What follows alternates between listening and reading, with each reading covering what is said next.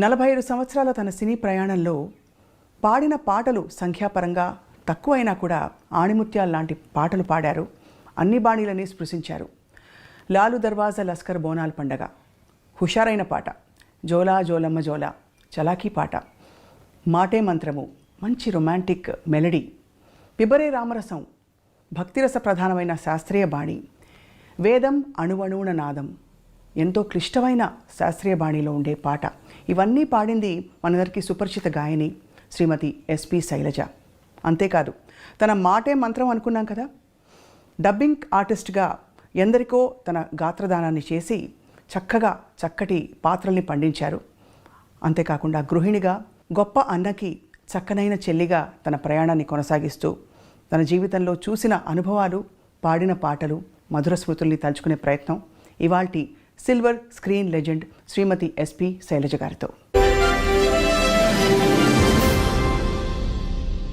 ఇవాల్టి మన silver screen legend శ్రీమతి SP Shailaja గారితో మాట్లాడబోతున్నాం. శైలజ గారు నమస్కారం. స్వప్న గారు ఎలా ఉన్నారు? బాగున్నాం, మిమ్మల్ని చూసి ఇంకా బాగున్నాం, ఆనందంగా. 45 సంవత్సరాలు కెరియర్ అని మా షో టీం మాట్లాడుతుంటే తెలుసుకున్నాం అనమాట. కానీ మీ గొంతుకి మాత్రం 25 ఏళ్ళు, ఇంకా తక్కువ. ఏం లేదమ్మా, ఏజ్తో తెలుస్తుంది, కొంచెం నాకు తెలుస్తుంది కదా, నా శృతి రేంజ్ తగ్గిందని తెలుస్తుంది. అవునా? బట్ భగవంతుడి అనుగ్రహం అంతే. ఈ మధ్య ఏం పాటలు పాడారు? సినిమాల్లో ఎక్కువ సినిమాల్లో అసలు పాడట్లేదనే చెప్పాలి. బట్ ప్రైవేట్ ఆల్బమ్స్ వాటిలో పాడుతున్నాను. అన్నమాచార్య కీర్తనలు అవి ఈ మధ్యనే పాడడం జరిగింది కొన్నిటికి. ఏదో ఒకటి ఇటు డివోషనల్ కానీ లేకపోతే ప్రోగ్రామ్స్ కానీ అలా పాడుతూనే ఉన్నాను. ఎస్పి శైలజ గారి పాటలంటే ఆ లిస్ట్ ఆఫ్ టాప్ 30 సాంగ్స్ అవి ఎప్పటికీ గుర్తుండిపోయే మంచి పాటలు పాడారు మీరు. Thank you. సో అంటే అవి యాదృచ్ఛికమా అలాంటి పాటలు మీకు రావడం, మీరు పాడాక వాటికి ఆ బరువు వచ్చిందని? అట్లా ఏం లేదు మా, నిజంగానే యాదృచ్ఛికం అనే చెప్పాలి. ఎందుకంటే నేను ఫీల్డ్లోకి రావడమే యాదృచ్ఛికం. నేను అసలు ఒక సింగర్ని అవుతానని, కానీ ఇంట్లో కూడా పెద్ద ఎక్స్పెక్టేషన్స్ ఎవరికీ లేవు. బట్ మా మదర్కి మటుకు ఉండేదన్నమాట. అంటే మిగతా సిస్టర్స్ అందరూ మ్యూజిక్ నేర్చుకున్నారు ఇంట్లో. అవును. సో అమ్మకి ఏంటంటే ఒక్క పిల్లైనా ఒక్క పాట పాడితే బాగుండే సినిమాలో అని. బట్ నాన్నగారేమో కొంచెం స్ట్రిక్ట్గా ఉండరు. ఆడపిల్లలు పెద్దక్కలందరూ నేర్చుకున్నారు మ్యూజిక్. అంటే పాడకూడదా, సినిమాల్లో పాడకూడదా? అంటే స్టేజ్ మీద పాడటం కానీ అవన్నీ లేదు. కావాలంటే ఏదైనా కీర్తనలో పాడుకోండి, ఇంట్లో పాడుకోండి, ఏదైనా ఆరాధనోత్సవాలు జరుగుతాయి, త్యాగరాజ స్వామి, అక్కడ పాడుకోండి, అంతే. ఆ లెవెల్లో ఆలోచించేవారు నాన్నగారు. అమ్మకేంటంటే అన్నయ్య పాడుతున్నారు కదా ఆల్రెడీ, ఒక్క అమ్మాయి ఒక్క పాట పాడితే చాలు నాకు అని ఆవిడ ఆశ. సో నా దగ్గరకు వచ్చేటప్పటికి ఏమైందంటే కొంచెం సడలింపు వచ్చింది. అంటే స్కూల్ ద్వారా వచ్చింది. స్కూల్లో కాంపిటీషన్స్లో పాడటం, ప్రైజులు రావటం. అవును. సో అమ్మ అది బాగా ఎంకరేజ్ చేసేవారు. అంటే కాంపిటీషన్స్ వరకు నాన్న ఒప్పుకునేవారు, కానీ ప్రోగ్రామ్స్కి వెళ్ళటం, స్టేజ్ మీద పాడటం ఒప్పుకునేవారు కాదు. నాన్నగారికి తెలియకుండా పంపించేవారు అమ్మ. నేను కూడా అది పెద్ద సీరియస్గా తీసుకోలేదు. ఏదో పాడుతున్నాను తెలుసు, పాటలు నేర్చుకోవడం ఇష్టం. పెద్ద మనకి వెసులుబాటు కూడా ఉండేది కాదు. అంటే టేప్ రికార్డర్స్ అలా కాకుండా నేను రేడియోలో వినడం, అక్కయ్య దాన్ని నాకు చెప్పడం, రాసుకోవటం, అట్లా నేర్చుకున్నాను నేను. ఎలాంటి పాటలు అప్పుడు నేర్చుకునేవి? అప్పుడు ఎక్కువగా సుశీల్ గారి పాటలే. అసలు రేపల్లె వేచను, రాధకు నీ వేర ప్రాణం, ఇవన్నీ అనమాట. నీ దయ రాధ, పూజలో సాంగ్స్ అన్నీ సుశీల్ గారి పాటలు, అందరి పాటలు నేర్చుకునేదాన్ని. ఒక పెద్ద చేంజ్ ఏంటంటే అప్పుడు యాదోంకి బారాత్ రిలీజ్ అయింది. ఆ పాటలు అసలు ఎక్కడికో తీసుకెళ్ళిపోయాయి. ఇలా కూడా చేంజ్గా ఉంటున్న పాటలు అంతే తప్పించి నేను సినిమాల్లో పాడాలి అనే ఉద్దేశం అయితే నాకు లేదు. అంటే అనుకున్నా మహా అయితే ఒక పాట పాడతానేమో, అంతే. చదువు మీద, కాంపిటీషన్స్ మీద, వీటి మీదే జాస్ ఉండేదన్నమాట. తర్వాత స్పోర్ట్స్లో ఉండేదాన్ని నేను. నేను ఖోఖోలో స్టేట్ సెలెక్ట్ అయ్యాను అనమాట. సో వాటి మీద ఇంట్రెస్ట్ ఉండేది. అవి ఎప్పుడు ఆంక్షలు లేవా ఆడపిల్లలు స్పోర్ట్స్ ఆడడం ఏంటి? అది కూడా అంటే మాది ఆడపిల్లల స్కూలే కదండి. ఓన్లీ అబ్బాయిలతో ఏం లేదు, అమ్మాయిలతోనే, ఆడపిల్లల స్కూల్స్తోనే కాంపిటీషన్స్ ఉండేవి. అందుకని నాన్నగారు దానికి ఏమనేవారు కాదు. సెలెక్షన్స్ అప్పుడు మటుకు కొంచెం భయపడ్డారు. ఏలూరులో సెలెక్షన్స్ అయింది, స్టేట్ సెలెక్షన్స్. అప్పుడు ఎలా పంపించాలి అని టీచర్లు అందరూ వచ్చి పర్వాలేదు మేము తీసుకెళ్తామని చెప్పి జాగ్రత్తగా తీసుకెళ్లారు. మా కజిన్స్ ఉన్నారు ఏలూరులో, అక్కడే ఉండాలి అని అన్నీ చెప్పి మొత్తానికి సెలెక్ట్ అయ్యాను నేను. ఆంధ్ర నుంచి నేను ఒక్కదాన్ని స్టేట్ సెలెక్షన్లో నెల్లూరు డిస్ట్రిక్ట్ నుంచి నేను సెలెక్ట్ అయ్యాను అనమాట. అంత ఖోఖోకి. సరే, అప్పుడు యాక్చువల్గా ఇంకా నేను నేషనల్ సెలెక్షన్కి వెళ్ళాలి.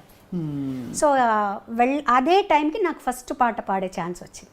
అది ఆట కాదు పాట అని డిసైడ్ పాట దీంట్లోకి వచ్చాను అనమాట. అట్లా జరిగింది. అది కూడా నేను ఒక్క పాట పాడతానని అనుకున్నా. మళ్ళీ వెనక్కి వచ్చేస్తాను, 9th స్టాండర్డ్ ఫినిష్ చేయాలి, 10th చదవాలి, చదువుకోవాలి అనే ధ్యాస, ఆటల మీద ధ్యాస ఎక్కువ ఉండేది. అలా వచ్చిన దాన్ని ఇక్కడ స్థిరపడిపోయాను. అప్పట్లో మీరు పాడుతున్నప్పుడు అన్నయ్య మీ పాట విని ఎలా స్పందించేవారు? కరెక్ట్ చేసేవారా? నాన్నగారు కరెక్ట్ చేసేవారా మీ పాటని? గమకం ఇలా అనాలమ్మా, లేకపోతే ఇది ఇంకా ఈ శృతిలో ఇలా పాడాలని చెప్పి? కానీ నాన్నగారు పెద్దగా ఏ కరెక్షన్ అంటే అంతగా వినేవారు కాదు. అప్పట్లో ఏదన్నా వస్తే రేడియోలో రావటం, లేదంటే మేము రికార్డ్ చేసుకొని చెన్నై నుంచి నెల్లూరు వెళ్ళి నాన్నగారికి వినిపించడం మేము వెళ్ళినప్పుడు అలాగే జరిగేది అనమాట. సో అన్నయ్య మటుకు చెప్పేవారు. నేను పాడిన వేరే పాటలు కూడా విని ఎక్కువగా నా మీద సుశీల్ గారి ఇన్ఫ్లుయెన్స్ ఉండేది విపరీతంగా. ఆ స్పష్టత తెలుస్తుంది పలుకులో, చాలా ఉండేదన్నమాట. సో ఎప్పుడు నన్ను హెచ్చరిస్తూ ఉండేవారు అన్నయ్య, నువ్వు సుశీల్ గారి లాగా పాడావంటే మటుకు ఉండలేవు ఇండస్ట్రీలో. ఎందుకంటే ఆవిడ ఉన్నారు, ఆవిడ పాటలు పాడడానికి, ఆవిడ పాటే నువ్వు పాడితే నువ్వెందుకు ఆవిడే ఉన్నారు కదా అని చెప్పేవారు. మొత్తానికి ఏమైందంటే తమిళ్లో పాడేటప్పటికి నా ఒరిజినల్ వాయిస్ నాకు తెలిసింది. వేరే ఏలియన్ లాంగ్వేజ్ అప్పటి వరకు నాకు తెలియదు తమిళ్లో ఎలా పాడాలి, నా ఒరిజినాలిటీ బయటకు వచ్చిందనమాట. సో అప్పుడు లక్కీగా ఏంటంటే ఈ జానపదం టైప్ సాంగ్స్ మనం రావటం వల్ల ఆ ఛాయలు కొంచెం తగ్గాయి. అయినా కంప్లీట్గా పోయాయని నేను చెప్పను. ఆవిడ ఇన్ఫ్లుయెన్స్ నా జన్మాంతరం నా మీద ఉంటుంది. సో అది మటుకు చెప్పేవారు. తర్వాత ఎక్స్ప్రెషన్స్ ఇవ్వాలని చెప్పేవారు. కంపోజ్ చేస్తారు అన్నీ ఓకే, నువ్వేం చేస్తావు దానికి, నీ ఎక్స్ప్రెషన్స్ ఇవ్వాలి ఆ పాటలో. లేకపోతే అక్కడ వాళ్ళు యాక్ట్ చేస్తారు ఓకే, ఆ పాట బ్లాండ్గా ఉందనుకో వాళ్ళు మటుకు ఏం చేస్తారు, ఆ పాట నువ్వు అనుభవించి నువ్వు కూడా కొంచెం నటించాల్సి ఉంటుంది. ఈ రకంగా చెప్పి, లేకపోతే మొట్టమొదటి పాటలు వింటే చాలా స్ట్రెయిట్గా బ్లాండ్గా ఉంటాయి పాటలన్నీ. కానీ అప్పట్లో అంత ఇన్సిస్టెన్స్ కూడా తక్కువ ఉండేది కదా. అంటే మనకి ఉదాహరణకి లీల గారి పాటలు, తర్వాత సుశీలమ్మ, జానకమ్మ ఆ జనరేషన్లో కొంచెం ఎక్స్ప్రెషన్ ఎక్కువ వచ్చింది. కానీ అంతకుముందు ఇలాంటి ఎక్స్ప్రెషన్ అయితే లేదు, వేరే విధంగా. ఎందుకంటే అది డ్రామాల నుంచి వచ్చారు కదండి, స్టేజ్ నుంచి వచ్చారు. అవును, వాల్యూమ్ ఎక్కువ. అవును, వాల్యూమ్ మీదే ఉండేది పాట అంతా. వాళ్ళకి భావం మీద తక్కువ. ఒక రకంగా భావం మనకి ఆ భావం రావాలి అంటే ఘంటసాల గారు, జానకి గారి దగ్గర నుంచే వచ్చింది ఆ భావాన్ని తీసుకొచ్చి. సుశీల్ గారి వాయిస్కి భావం అక్కర్లేదు అసలు. ఆవిడ గొంతుకు అలాగే ఏ భావమైనా పలికేస్తుంది అనమాట. సో వాటి నుంచి నెమ్మదిగా దాటుకుంటూ ఎలా దాటుకోవాలి, మైక్ సెన్స్, మైక్ వాయిస్ని ఎంతలా ఉపయోగించుకోవాలి, మైక్ ముందు ఎలా పాడాలి, స్టేజ్లో మైక్ ముందు ఎలా పాడాలి, ఇవన్నీ వీళ్ళందరినీ చూసి నేర్చుకున్నాను. మీరు పాడే టైంకి కూడా ట్రాక్ సిస్టమ్ ఉండిందా, లేక కొంత నేను లేదండి, ట్రాక్ లేదు, లైవ్ అంటే సింగిల్ టేక్ ఆర్టిస్టులు అందరూ కలిసి వాయించడం అంతే. మళ్ళీ ఒక తప్పు చేస్తే అందరూ వాయించాలి. చాలా కష్టం అంటే అది ఆ స్కూల్ అలవాటు అయిపోయిన తర్వాత మిగతా చాలా ఈజీ అనిపిస్తాయి. ట్రాక్ పాడడం ఈజీ అనిపిస్తుంది. ఎందుకంటే అక్కడ చాలా జాగ్రత్తగా ఒక 30 పీస్ ఆర్కెస్ట్రా ఉందనుకోండి, పక్కన కో ఆర్టిస్ట్ ఇంకో చోటుకి వెళ్ళాలనుకోండి, ఇవన్నీ దగ్గర పెట్టుకోవాలి మనం. సో ఆ స్ట్రెస్ కూడా ఉంటుంది. అమ్మో నేను తప్పు చేస్తే అంత ఆగిపోతుంది, అన్నీ మొదటి నుంచి మొదలు పెట్టాలి అని చెప్పి చాలా జాగ్రత్తగా. బట్ మీరు బాగా గమనిస్తే వాటికి ఉండే ఏమంటారు ఆ క్లారిటీ, ఆ పాటల్లో ఉండే క్లారిటీ మీకు ట్రాక్ సిస్టమ్స్ అవన్నీ వచ్చేసాక అంత క్లారిటీ లేదు చూడండి. అవును, అది డెఫినెట్గా ఉంటుంది. తర్వాత పోటీ ఉంటుంది, పాడాలి, ఇంకా ఇంప్రూవ్ చేయాలి. పక్క వాళ్ళు ఏం పాడుతున్నారు, వాళ్ళు ఎలాంటి ఎక్స్ప్రెషన్స్ ఇస్తున్నారు, మనం ఎలాంటివి ఇవ్వాలి అనే పోటీ. మీరు వసంత గారు కలిసి పాడారు కదా అప్పుడు పాట, ఫస్ట్ సాంగ్ అదే. ఫస్ట్ సాంగ్ మీరు కలిసి, యాక్చువల్లీ మీరు హైదరాబాద్ వస్తే మళ్ళీ మిమ్మల్ని తిరిగి కాంపిటీషన్కి వచ్చాను హైదరాబాద్కి, all India some singers competition. మన చిత్తరంజన్ గారే దానికి జడ్జిగా వచ్చారు. ఆ రోజు పాడేసి లక్కీగా నేను వసంత ఇద్దరం పాడేసి ట్రైన్ ఎక్కాము. ఇద్దరు కలిసి పాడారా? లేదు, తను ఒక సాంగ్, నేను ఒక సాంగ్. తనకు ఫస్ట్ ప్రైజ్, నాకు సెకండ్ ప్రైజ్ వచ్చింది ఆ కాంపిటీషన్. తనేమో రారయ్యా పోయిన వాళ్ళు అని గాజులకి స్టైల్లో ఒక పాట పాడింది. నేను ఏం పాడానో నాకు అంతగా గుర్తులేదు, రాధకు నీవేర ప్రాణమే పాడాను అనుకుంటానండి. సో అది పాడిన తర్వాత మధ్యాహ్నానికి మాకు అప్పుడు ఫోన్లు ఎవరింటికో తెలిసిన వాళ్ళ ఇంటికి ఫోన్ చేసి అన్నయ్య పిల్లలిద్దరిని ట్రైన్ ఎక్కించి మార్నింగ్ కల్లా చెన్నైలో ఉండేటట్టు చేయమన్నారు అనమాట. సో ఆ కాంపిటీషన్ పాడి ట్రైన్ ఎక్కి వచ్చేసాం. అది 1977 1977 13th ఫిబ్రవరి 14th ఫిబ్రవరి పాడామని. అబ్బా, గూస్ బంప్స్ వస్తున్నాయి మీరు చెప్తుంటే. అంటే అంతకాలం క్రితం.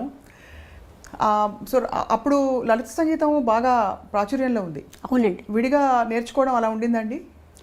అంటే లలిత సంగీతం అవన్నీ ఏదైనా మంచి పాటలు ఉన్నాయి. ఇప్పుడు కచేరీలు చేసేటప్పుడు అప్పుడు లలిత సంగీతం కూడా పాడేవాళ్ళు. సినిమా పాటలతో పాటు లలిత సంగీతాలు పాడేవాళ్ళం, అందరూ పాడేవాళ్ళు, కో సింగర్స్ అందరూ. సో ఆ లెక్కగా నేర్చుకున్నాను అనమాట కొన్ని పాటలు. ఒక్క పాట గుర్తు చేసుకోగలుగుతారా? ఒక పల్లవి. లలిత సంగీతమా? మీ ఇష్టమైన పాట. లలిత సంగీతం ముఖ్యంగా ఎందుకంటే అది మనకి తరచుగా వినిపించదు. ఇది యాక్చువల్గా నేను పాడే ఈ లలిత సంగీతం ఏంటంటే చాలా ప్రాచుర్యం పొందింది, కానీ ఎవరు రాశారు, ఎవరు కంపోజ్ చేశారని తెలియదు. మా సిస్టర్ రాసింది, తనే కంపోజ్ చేసింది అనమాట. ఇది అప్పుడు డీడీలో వచ్చింది. నేను అన్నయ్య గారు పాడేటప్పుడు అన్నమాట. నిన్ను పిలిచాను, వెదకి అలిశాను, అయినా కానరాకున్నావు నీవు. నిన్ను పిలిచాను, వెదకి అలిశాను, అయినా కానరాకున్నావు నీవు. మురళిని మ్రోగించు, జాలిని చూపించు, మురళిని మ్రోగించు, జాలిని చూపించు, లాలించి పాలించి కరుణ చూపించు, నన్ను లాలించి పాలించి కరుణ చూపించు. నిన్ను పిలిచాను, వెదకి అలిశాను, అయినా కానరాకున్నావు నీవు. మీరే గుర్తుపెట్టుకున్నారు చక్కగా. ఎంత చక్కటి పాట, ఎలా మర్చిపోతామండి ఈ పాట. మేము పెరుగుతున్నప్పుడు ఈ పాటలన్నీ కూడా వినికిడి మీద చాలా ఇష్టమైన. ఇప్పటికీ ఈ మధ్యలో కూడా టెలికాస్ట్ అవుతుంది. నిత్య సంతోష్ గారు ఫోన్ చేశారు, అది ఎవరు రాశారో కొంచెం చెప్తారా లిరిక్స్ అంటే, మా సిస్టర్ ద్వారా పంపించామన్నమాట అది. సో అలా పాట ప్రయాణం మొదలై మీరు పాటకే ఖోఖో కాదని చెప్పి ఇటు మళ్ళీపోయారు. ఖోఖోని మిస్ అయ్యారా కొంచెం? అయ్యో వెళ్ళి ఆడాలి. డెఫినెట్గా స్కూల్ మిస్ అయ్యాను నేను. అంటే 9th మధ్యలోనే వచ్చేసాను. వచ్చేసిన తర్వాత ఇంకా ఒక తమిళ్లోకి వచ్చేసిన తర్వాత కొంచెం తమిళ్లో ఎక్కువ బిజీ అయిపోయాను నేను. సో అప్పుడు 9th మధ్యలో ఆపేసి రావాల్సి వచ్చిందనమాట. తర్వాత 10th ప్రైవేట్గా రాసి చదివాను. బట్ ఆ స్కూల్ అట్మాస్ఫియర్, కాలేజ్ అట్మాస్ఫియర్ ఇవేవి తెలియవు నాకు. బట్ ఎలాగైనా డిగ్రీ చేయాలని ఒక ఆశ. అవును. తర్వాత మళ్ళీ ఒక 5 years తర్వాత డిగ్రీ ఫినిష్ చేశాను. శైలజ గారు, మిమ్మల్ని ఎప్పుడు చూసినా అప్పటి నుంచి ఇప్పటిదాకా మీరు పాటలు పాడిన తీరు, ఇప్పుడు లాస్ట్ ఇంటర్వ్యూ మనం చేసినప్పుడు చాలా పద్ధతైన పెంపకం కొట్టొచ్చినట్టు కనిపిస్తుంది. ఎవరి ప్రభావం? అన్నయ్య ప్రభావం, లేకపోతే నాన్నగారు అమ్మగారు అలా చెప్పించి? ఎక్కువ చెప్పాలంటే అమ్మగారు, ముగ్గురిది ప్రభావం ఉందండి. ముందు అమ్మగారు ఎంత మనకి స్వాతంత్రం ఇస్తారో అంత స్ట్రిక్ట్గా ఉండేవారు.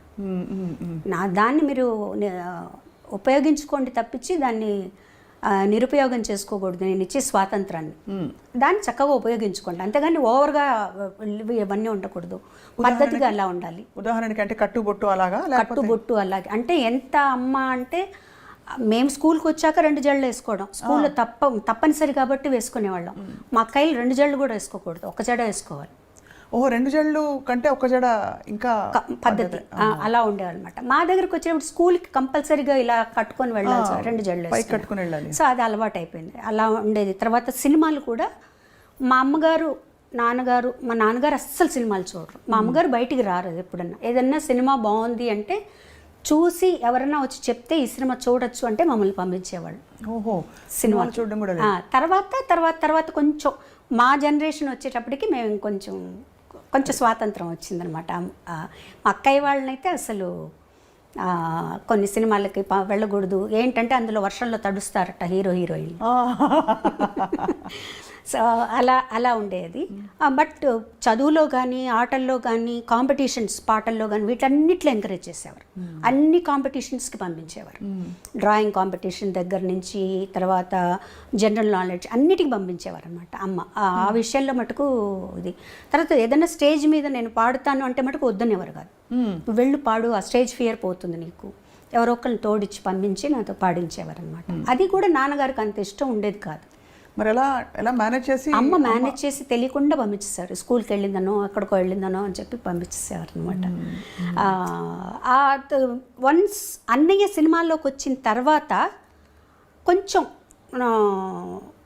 బాలు సినిమాలో పాడుతున్నారు, వాళ్ళ కుటుంబం అట్లా ఇట్లా అయిన తర్వాత అప్పుడు నాన్నగారు కూడా కొంచెం పర్వాలేదు, అబ్బాయి అక్కడ ఉన్నాడు కాబట్టి అన్నయ్యతోటే కచేరీలకు వెళ్ళేదాన్ని, 1-2 కచేరీలకు హాలిడేస్లో.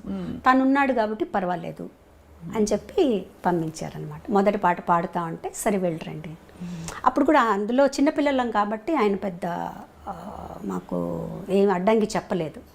నాన్నగారికి చెప్పే తీసుకెళ్లారనమాట సాంగ్కి. ఎందుకు అడిగాను ప్రత్యేకంగా అంటే సాహిత్యాల విషయంలో కూడా కొంచెం ట్రెడిషనల్గా ఉండే ఇళ్లలో ఈ సాహిత్యం పాడద్దు పాడించద్దు అని కూడా కొన్ని ఆంక్షలను చెప్పను, కానీ కొన్ని నియమాలు ఉంటాయి.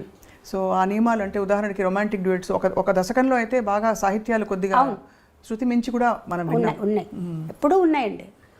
అంటే మరీ ఇప్పుడు సపోజ్ నేను అన్నయ్య పాడుతున్నాను అనుకో, అసలు నేను అన్నయ్య డ్యూయట్ పాడేటప్పుడే నేను బుక్ ఇలా అడ్డం పెట్టుకుని పాడేదాన్ని. నాకు మొహమాటంగా ఉండేది చాలా. తర్వాత తను చెప్పేవాడు ఇలా అయితే ఎలా పాడగలుగుతాం, అప్పటికి ఇంకా అంత పెద్దగా ట్రాక్ సిస్టమ్ లేదు కదా, అలా ఉంటే పాడొచ్చు, ఇద్దరం కలిసి పాడాల్సి వచ్చినప్పుడు నువ్వు అలా ఉండకూడదు, పాటగా తీసుకో అని. లక్కీగా ఏంటంటే మా ఇద్దరికి అలాంటి సాంగ్స్ రాలేదు. అవును, ఇద్దరికి అంత భయంకరమైన సాహిత్యం ఉన్నవి లేవు. ఒకవేళ 1-2 వచ్చినా కూడా తను ఏం చెప్పాడంటే మేము ఇద్దరం పాడడం ఇది, మీరు వేరే వాళ్ళ చేత పాడించేసాయి అని చెప్పేసేవారు. అసలు మీ ఇద్దరం తను పాడదు, మీరు వేరే ఇంకెవరి చేతన్నా పాడించుకోండి అని చెప్పేసేవారు అనమాట. ఆ ఇబ్బంది ఎప్పుడు నాకు అంతగా రాలేదండి. సపోజ్ ఇంకొంచెం ఏదైనా నాకు నా నాలెడ్జ్కి తెలిసి ఏదన్నా కొంచెం బాగాలేదు ఇక్కడ అంటే నేను కొంచెం ధైర్యంగానే చెప్పేదాన్ని, ఇది బాగాలేదండి నాకు ఇబ్బందిగా ఉంది అని. అప్పుడు కొంచెం మన మాటను కూడా వినేవాళ్ళండి. అప్పుడు మీరు వదులుకోవడం కూడా పెద్ద విషయం, అంటే అవకాశం కదా. అవును అవును. అంటే మీరు దేనికి ప్రాధాన్యత అంటే వస్తున్నాం అప్పుడే కదా మేము కూడా వస్తున్నాం. ఒక సాంగ్ వదులుకోవడం అంటే అది చాలా పెద్ద విషయం. ఎప్పుడైనా చూకమంటుందా ఇప్పుడు తలుచుకుంటే? అంటే మంచి పనే చేశాను అనిపిస్తుంది. చాలా గొప్ప విషయం అండి, నా కళ్ళలో నీళ్ళు వస్తున్నాయి మీరు చెప్తుంటే. ఎందుకంటే నాకెప్పుడు మీలో ఒక గుణం, ఇది వ్యక్తిగతం అయితే ఏమనుకోకండి, కానీ అన్నయ్య గీసిన గీత నేను దాటకూడదు, అన్నయ్యకి తగ్గట్టుగా నేను ఉండాలి, అమ్మ నాన్నకి తగ్గట్టు ఉండాలనే ఆ చక్కదనం మీలో కనిపిస్తుంది. అంటే అన్నయ్య కూడా ఎప్పుడు కూడా నువ్వు ఇలా ఉండాలని ఎప్పుడు చెప్పలేదండి. తన్ని చూసే మనకు అర్థమైపోతుంది. తన ఒక్క చూపుతో ఇది నచ్చింది నచ్చలేదు అని తను మనం గమనించి చెప్పేసేయచ్చు. మన బిహేవియర్ ఎలా ఉన్నప్పుడు తను ఒక చూపు చూశాడంటే సేమ్ మా మదర్ అనమాట, ఓకే అర్థమైపోతుంది తనకు నచ్చలేదు, తనకు నచ్చినట్టు మనం ఉండాలి. అంటే చాలామంది అంటారు అంటే మీ ఇండివిజువాలిటీని వదులుకోవడం కదండి అది, బాలుగారు చెప్పినట్టే మీరు ఉండాలి, ఆయన పద్ధతిలోనే మీరు ఉండాలి అంటే నేనేం నష్టపోలేదు కదండి. నేనేమి నష్టపోలేదు. నేను ఫీల్ అయితే నాకు స్వాతంత్రం లేదు, నేను ఇలా ఉండాలి అలా ఉండాలనుకుంటున్నాను అలా వెళ్ళాలనుకుంటున్నాను అంటే అప్పుడు నేను బాధపడచ్చు. నాకేమాత్రం లేదు, ఓకే నేను ఎందుకంటే తను ఎంత కష్టపడుతున్నాడో, తను ఎంత పద్ధతిగా ఉన్నాడో, అందరితో ఎలా మెలుగుతున్నాడో అవన్నీ తన్ని ఇక్కడికి వచ్చాక చెన్నై వచ్చాక నాకు అర్థమైంది. పెద్ద ఫ్యామిలీ మాది, ఆ ఫ్యామిలీని అంతా తనే పోషిస్తున్నారు. అలాంటప్పుడు తను ఎంత పద్ధతిగా ఉండాలి, ఎంత వర్క్ చేయాలి, డే అండ్ నైట్ వర్క్ చేసేవాడు. తను పిల్లలతో స్పెండ్ చేయలేదని అదని ఇదన్నీ అన్నా కూడా ఇంత ఫ్యామిలీ గడవాలి అంటే తను పిల్లలతో స్పెండ్ చేస్తే అవ్వదు. నేను ఆ ఫీల్డ్లోకి వచ్చిన తర్వాత ఇవన్నీ నాకు అర్థమయ్యాయి మోర్ దెన్, ఎందుకంటే మిగతా వాళ్ళందరికంటే కూడా నేను తనతో ఎక్కువ స్పెండ్ చేశాను. సో నాకు అప్పుడు అర్థమైంది తను నలుగురితో ఎలా ఉంటారు, ఏమన్నా ఏ ప్రాబ్లమ్స్ ఉన్నా అవి ఇంటి దగ్గర. వన్స్ స్టూడియోకి వచ్చేసాక అసలు కంప్లీట్గా బాలసుబ్రహ్మణ్యం ఆ పాటకు చేంజ్ అయిపోతాడు అంతే. సో ఇవన్నీ కూడా ప్రొఫెషనల్గా మనం ఇలా ఉండాలి, ఈ పద్ధతిలో ఉండాలి, మనలో అనవసరంగా ఒక మాట మనం మాట్లాడకూడదు, మన గురించి ఇంకొకళ్ళు మాట్లాడకూడదు అంతే. ఆ పద్ధతి అట్లా అలవాటైపోయింది తనతో ఉండి. మాటే మంత్రము పాట పాడినప్పుడు మీరు చాలా చిన్నవారు, మీరు బాలుగారు కలిసి పాడిన ఈ పాట ఇప్పటికీ స్టేజ్ మీద హిట్ సాంగ్స్లో ఇష్టపడి, నేను సినిమా పాటలు నాకు అన్నీ రావు కానీ పాడమంటే ఈ పాట చాలా ఇష్టంగా ఎంచుకునే పాట. ఆ పాట పాడినప్పుడు అంత అలవోకగా, అంత పవిత్రంగా, బ్యూటిఫుల్ మెలడీ, అది రొమాన్స్ పలికించడం కూడా అంత అందంగా ఎలా పాడారండి? యాక్చువల్గా మొదట తమిళ్లో వచ్చిందండి అది. తమిళ్లో ఇళయరాజా గారు జెన్సీ గారు పాడారు, సింగర్ జెన్సీ గారు ఉండేవారు తమిళ్లో, ఆవిడ పాడారు. ఆ పాట విన్నప్పుడు నేను చాలా ఇన్స్పైర్ అయ్యాను. ఎంత బాగుంది ఈ సాంగ్, అసలు బ్యాక్గ్రౌండ్స్ కానీ సాంగ్ కానీ ఇట్లాంటి పాటలు పాడే అదృష్టం దొరుకుతుంది అన్నప్పుడు సీతాకోకచిలుకలో ఇవాళ రికార్డింగ్ ఉందని వెళ్ళిన తర్వాత ఆ ట్యూన్ వినిపించగానే నాకు అసలు చాలా ఆనందం వేసేసింది అనమాట. ఈ పాట మనం పాడాలనుకున్నాం, మనకు వచ్చింది ఈ పాట అని. ఆ బ్యాక్గ్రౌండ్స్ మీరు ఇప్పుడు కాదు ఇంకో 10 సంవత్సరాల తర్వాత విన్నా కూడా అండి మనల్ని ఎక్కడికో తీసుకెళ్ళిపోతాయి. అప్పుడు ఇలా చేశారా, ఇంత మంచి బ్యాక్గ్రౌండ్స్ ఇచ్చారా, ఎంత బ్యూటిఫుల్గా ఒక సాంగ్ కంపోజ్ చేశారా అనిపిస్తుంది. ఎన్నిసార్లు పాడారు మీరు అన్నట్టు, ఆ పాట ఎన్నిసార్లు పాడినా కూడా మనల్ని ఒక లోకల్లోకి తీసుకెళ్ళిపోతుంది. కానీ నేను అన్నయ్య కూడా ఇద్దరం చాలా ఎంజాయ్ చేస్తూ ఆ పాటని చాలా అందంగా రావాలి పాట అని ఒక తపంతో పాడారు నిజంగా. ఆ పైకి వెళ్ళిన ఆ 2 లైన్లు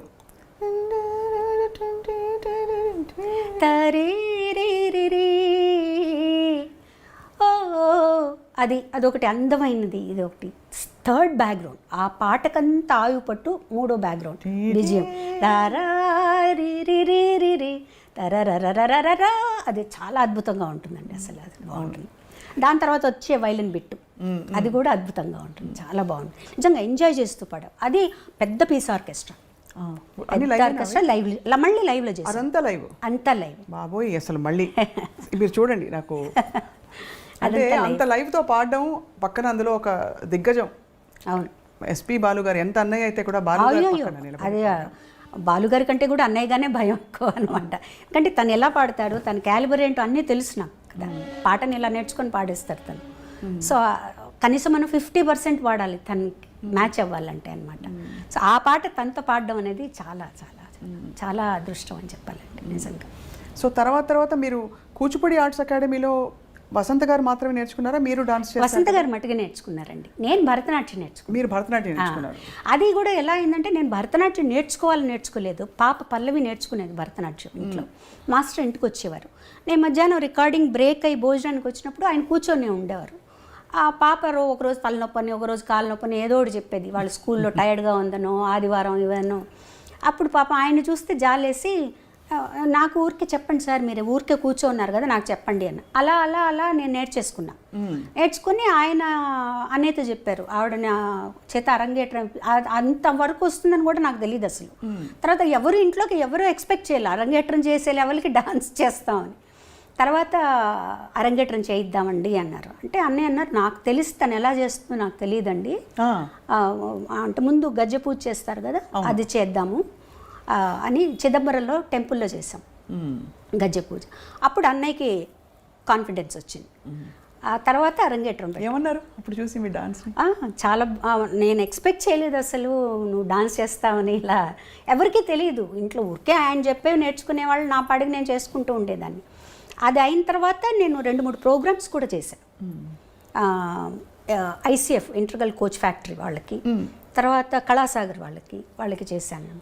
కాకపోతే ఏంటంటే డాన్సు, పాట డాన్సు 2 ఎంచుకోవాలంటే ఒకటే ఎంచుకోవాలంటే బాగా స్టామినా కావాలి డాన్స్కి. తర్వాత స్వెట్ విపరీతంగా పోతుంది మీకు. అవును, గొంతు బాగా కొంచెం దెబ్బతింటుందని నేను చెప్పను, మనకి సహకరించదు. అది బాలమురళి గారు, చిట్టుబాబు గారు ఇద్దరు చెప్పారు నాకు. అంటే పాట వదులుకుని డాన్స్ చేయొద్దు అలా చెప్పారా? అంటే నువ్వు ఆలోచించుకో, నువ్వు డాన్స్ చేస్తూ ఉన్నావంటే పాడలేవు అంటే నేను అనుకున్నాను అనమాట. నాకు పాట మించి వేరే ఏమీ లేదు కదా. కానీ నేను అది ఆ పాపం మా మాస్టర్ గారు అయితే ఇంత నేర్చుకొని 2 ప్రోగ్రాంలు చేసి వదిలిపెట్టకమ్మా అని కూడా అన్నారు. లేదు సార్, నాకు పాటే ముఖ్యం, నేను పాట మీద ఉంటాను. లైక్ అంటే ప్రతిదానికి ఒక కారణం ఉంటుందండి, కారణం లేకుండా ఏది ఉండదు. ఆ నేర్చుకోవడం అనేది నాకు సాగర సంగమానికి ఉపయోగపడింది. ఆ డాన్స్ అరంగేట్రం చూసే విశ్వనాథ్ గారు అది మరొక అంటే మలుపు అని చెప్పొచ్చు. బికాజ్ చాలా పెద్ద మలుపు. మీరు నటనలోకి రావడం, అఫ్కోర్స్ ఒకే సినిమాలో వేశారు కానీ గుర్తుండిపోయే పాత్ర. అప్పుడు విశ్వనాథ్ గారు చూసి అడిగినప్పుడు మళ్ళీ ఆలోచించారా, ఇది మళ్ళీ నేను యాక్టింగ్ ఫీల్డ్? ఆలోచించడం క్వశ్చనే లేదండి, నేను చెయ్యను అని చెప్పేసాను. ఓకే. ముందు విశ్వనాథ్ గారు అడిగారు, ఏడుది నాగేశ్వరరావు గారు ఆయన అడిగారు, అందరూ అడిగారు. అన్నయ్య చేతి చెప్పించారు, మా వదిన గారి చేతి చెప్పించారు, విశ్వనాథ్ గారు మిస్సెస్ చేతి చెప్పించారు. నేను చెయ్యను అని చెప్పాను. ఎంత స్పష్టత అలా ఎలా వచ్చేసింది? అన్నయ్య కూడా వద్దని అనలేదు కదా? ఎవరు వద్దలేదు. అన్నయ్య కూడా నువ్వు చేస్తే బాగుంటుందని చెప్పారు, అందరూ చెప్పారు. అందులో విశ్వనాథ్ గారి సినిమా తన దగ్గరుండి చూసుకుంటారు, నీకు భయం లేదంటే నాకు వద్దు, నేను కంఫర్టబుల్ కాదు, నాకు వద్దు, నేను చేయను అని చెప్పేసాను. నేను పాటలే పాడుకుంటాను. విశ్వనాథ్ గారు తెలివిగా ఏం చేశారంటే మా నాన్నగారి దగ్గరికి వెళ్ళి మా నాన్నగారి దగ్గర ఒప్పించారు. బాబాయ్ నేను మంచి క్యారెక్టర్, దాని చేత చేయిస్తాను, ఎటువంటి చెడ్డ పేరు రాదు అవన్నీ చెప్తే ఇంకా నాన్నగారు నన్ను పిలిచి అన్నయ్య అంతలా అడుగుతున్నారమ్మా నువ్వు చేయొచ్చు కానీ రిలక్టెంట్గానే ఒప్పుకున్నానండి ఆ క్యారెక్టర్. నిజంగా అంటే సరిపోయింది, నేను ఇష్టం లేకుండా చేయబట్టి ఆ క్యారెక్టర్ కరెక్ట్గా సరిపోయినట్టే అనిపిస్తుంది నాకు. నాకు యాక్టింగు అంత కష్టం అనిపించలేదు, ఎందుకంటే ప్రతిదీ విశ్వనాథ్ గారు కరెక్ట్గా యాక్ట్ చేసి ఇలా చెయ్యాలి, చిన్న చిన్న మూమెంట్స్ జుట్టు ఇలా వెనక్కి వేసుకోవడం దగ్గర నుంచి ఆయన చేసి చూపించేవారు. మా నాన్నగారి మీద నాకెంతో గౌరవం ఉంది, భక్తి ఉంది. ఇప్పుడు తప్పులు తెలుసుకుని నేను ఆయన మర్చిపోలేను. అందుకే చెప్తున్నాను, నువ్వు నాతో వస్తావో ఇక్కడే ఉంటావో ఆలోచించు.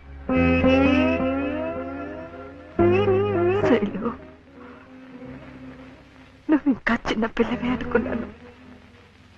చాలా ఎదిగిపోయావమ్మా.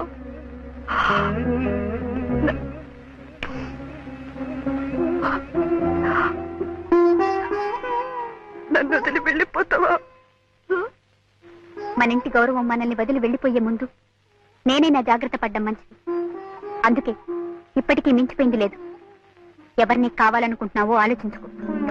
కానీ అయినా మీరు అలా పట్టేసి, ఎందుకంటే ఆ పాత్రలో మీకోసమే ఆ పాత్ర అల్లినట్టు అనిపిస్తుంది. అది మనకి అది విశ్వనాథ్ గారిలో ఉందండి. అదే నేను చేసిన ఒక్క సినిమా కాబట్టి నాకు అనిపిస్తుంది ఆయనలో ఉంది అది. అంటే అఫ్కోర్స్ మనలో కూడా ఆ జీల్ రావాలి, చెయ్యాలి అని ఆయన చేస్తుంటే మనకు ఆటోమేటిక్గా వచ్చేస్తుంది. తర్వాత ఫస్ట్ నేను భయపడింది ఏంటంటే కమల్ హాసన్ గారు ముందర చేయాలి. ఇది శాస్త్రీయ నృత్యమా? కాదా? ఏ సాంప్రదాయం? ఎన్ని సాంప్రదాయాలు ఉన్నాయో కూడా తెలుసా నీకు?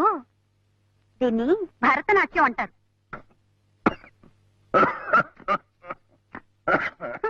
అమ్మో, అది నాకు అసలు నాకు వచ్చే ఆయన చెప్పినట్టు ఏదో కోతులు అవి గెంతులు వేస్తున్నట్టు, భూతాలు దయ్యాలు అన్నట్టు ఆ నా డాన్స్ సినిమా డాన్స్కి సరిపోదు. ఎందుకంటే సినిమా డాన్స్లో అన్నీ మిక్స్ అవుతాయండి. కథక్కు అన్నీ మిక్స్ చేస్తారు.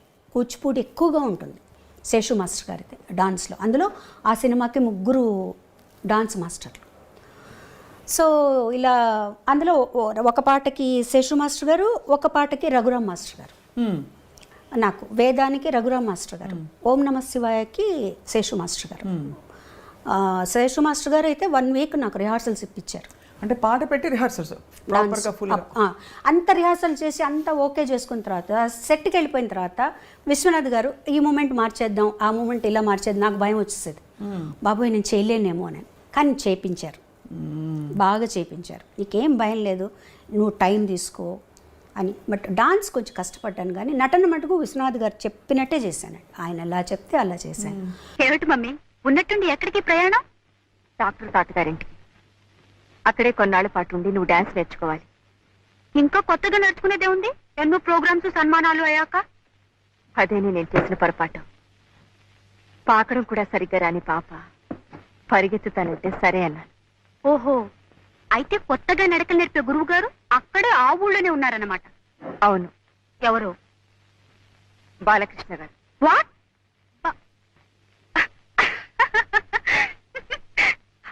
Are you joking? నీతో వేళపడలేమిటి? కానీ టైం అయింది. నో, నన్ను గురించి అంత చండాలంగా రాసిన తర్వాత నేను వాడి దగ్గర శైలు, బాలకృష్ణ గారు నీకు గురువు గారు. ఆయన గారి దగ్గర నేనే నేర్చుకుంటాను. కానీ ఇప్పుడు వెనక్కి తిరిగి ఆలోచించుకుంటే అండి, నేను కానీ ఆ సినిమా వద్దు అనుకొని ఉంటే ఎంత మంచి పాటలను పోగొట్టుకుని ఉండేదాన్ని. అయ్యో కదా. ఎందుకంటే ఆ సినిమాలో నేను యాక్ట్ చేస్తాను అని చెప్పిన తర్వాత అన్నయ్య గారు విశ్వనాథ్ గారికి, ఇళయరాజు గారికి చెప్పారు, ఇందులో శైలజకి పాటలు ఉంటే అవి శైలజ పాడుతుంది అని చెప్పారనమాట. అప్పటికి నేను ఒప్పుకోలేదు.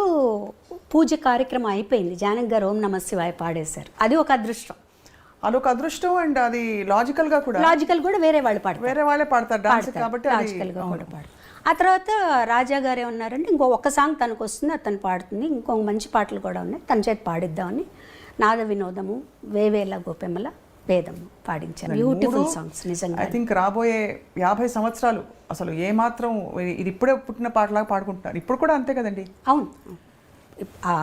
తర్వాత ఇంకోటి ఏంటంటే ఆ టైంలో ఆ పాటలు నా చేత పాడించాల్సిన అవసరం లేదు వాళ్ళకి. సుశీల్ గారు ఉన్నారు, జానక్ గారు ఉన్నారు, వాణిజ్యరామ్ గారు ఉన్నారు, ఇంతమంది ఉన్నప్పుడు నా చేత ఇప్పుడు నేను పాడింది అనుకోండి, నా చేత పాడించవచ్చు. మిగతా పాటలు కూడా నా చేత పాడించాల్సిన అవసరం లేదు. అంత మంచి సాంగ్స్ వచ్చాయి నాకు. అసలు సాగర సంగమం అంటే నాకు ఆ సాంగ్స్ కోసమే నేను తర్వాత ఆలోచించుకున్నాను. యాక్టింగ్ అన్ని పక్కన పెట్టేద్దాం. అండ్ అది కూడా రికార్డింగ్కి వెళ్ళినప్పుడు మీరు ఇబ్బంది పడి భయపడ్డారు, మళ్ళీ నేర్చుకుని ప్రాక్టీస్ చేసుకురా. వేదం సాంగ్ అలాగే అయింది. అంటే అన్ని లైవ్ సాంగ్, వేదం లైవ్గా తీసామండి. లైవ్ అక్కడికి వెళ్ళి నేర్చుకున్నాం. అక్కడికి వెళ్ళి అప్పుడే నేర్చుకుని అప్పుడే పాడడం. అది అది స్వరం నేర్చుకున్నామండి ఫస్ట్ మేము. స్వరం చెప్పారు నాకు అసిస్టెంట్ గారు, ఏం చేస్తారంటే మా స్వరం పాడాలి, మీరు స్వరం నేర్చుకోమంటారు. నేను స్వరం పాడడం ఎప్పుడు ఈజీ, అకారం కంటే కదా. స్వరం పాడేశాను. మానిటర్లో విని ఇళయరాజా గారు అన్నారు, స్వరం కాదు నాకు ఆలాపన కావాలి అన్న. రావట్లేదు ఆ ఫాస్ట్నెస్కి ఆలాపన. నేను చాలా టెన్షన్ పడిపోయాను. అన్నయ్య వేరే చోటుకి వెళ్ళాలి, వాళ్ళు ఇంత మంచి పాట ఇచ్చారు, పాడుతా అసగం భయం. అప్పుడు ఇళయరాజా గారు నువ్వు పని చేయి, నువ్వు స్వరం ఆయన అర్థం చేసు, నువ్వు స్వరం పాడేసేయి, రేపు మార్నింగ్ వచ్చి నైట్ అంతా ప్రాక్టీస్ చేసి మార్నింగ్ వచ్చి ఆలాపన పాడు. ఆ బిట్ ఆలాపన పాడేసేమన్నారు. నైట్ అంతా ప్రాక్టీస్ చేసి మార్నింగ్ వెళ్తే ఎంత సులభంగా అనిపించిందో అసలు. అంటే నేను అడిగాను, ఏంటి సార్ నిన్న రాలేదు ఇవాళ ఎట్లా వచ్చిందంటే, సాధనమ్మా అంతే, నిన్న టైం లేదు నీకు పట్టుకోవడానికి, రాత్రంతా ప్రాక్టీస్ చేసో సాధన ఉంటే ఆటోమేటిక్గా వస్తుంది.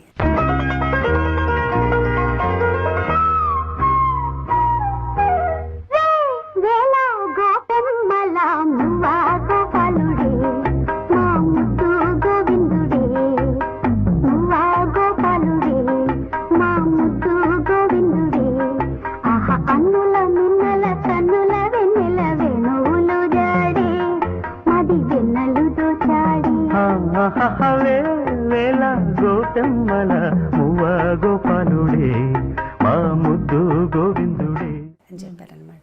సో అదొక మంచి ఎక్స్పీరియన్స్ నాకు. ఆ పాట రూమ్లోకి వెళ్ళి తలుపేసుకొని ఇంకా అదే పని నాకు. ఎంత హై పిచ్ అండి వేవేల గోపమ్మల, అది కూడా రెండు చాలా హై పిచ్. ఆ హమ్మింగ్ తీసుకోవడం ఒకటి, అదే పాటకు మళ్ళీ యాడ్ చేయడం కూడా అంతే ఫాస్ట్లో వస్తుంది అమ్మాయి. ఆ హమ్మింగ్ పాడుకుంటూ వస్తుంది. అవును, అది ఒక టెన్షన్ నాకు డాన్స్లో ఆ పాటకి. అది మీరు యాక్ట్ చేస్తున్నప్పుడు ఎంత యాక్టింగ్ మీద ఆ షాట్ మీద దృష్టి ఉన్నా నా పాట వినిపిస్తోంది అనే ఒక మధ్య మధ్యలో ఇక్కడ ఎక్కడన్నా ఏమన్నా తప్పులు పాడన్నా సింగర్కి తప్పదుగా, ఎప్పుడు తప్పకుండా ఉంటుంది. ఎన్ని పాడినా ఎంత చేసినా మళ్ళీ అక్కడ ఆ టెన్షన్ ఉంటుంది మనకి. కానీ ఇట్స్ ఒక గ్రేట్ ఎక్స్పీరియన్స్ అండి నిజంగా. సాగర సంగమం అనేది నాకు ఒక చిరునామా నిజంగా. ఇప్పుడు వెనక్కి తిరిగి చూసుకుంటే ఒక చిరునామా.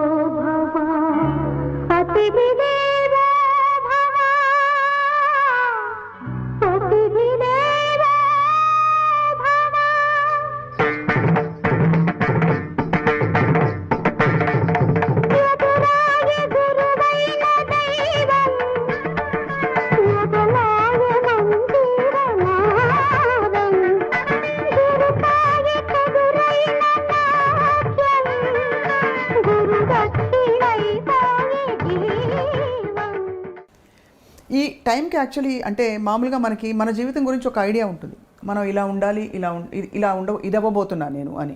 ఆ పాటకి మీకు మైండ్లో బాగా సెట్ అయిపోయి ఉంటుంది, అంటే మీరు సింగర్ అయిపోయారని. అప్పటికే చాలా పాటలు పాడారు, but singing is my life and my career అని ఆ క్షణం ఏ క్షణంలో మీకు అర్థమైంది?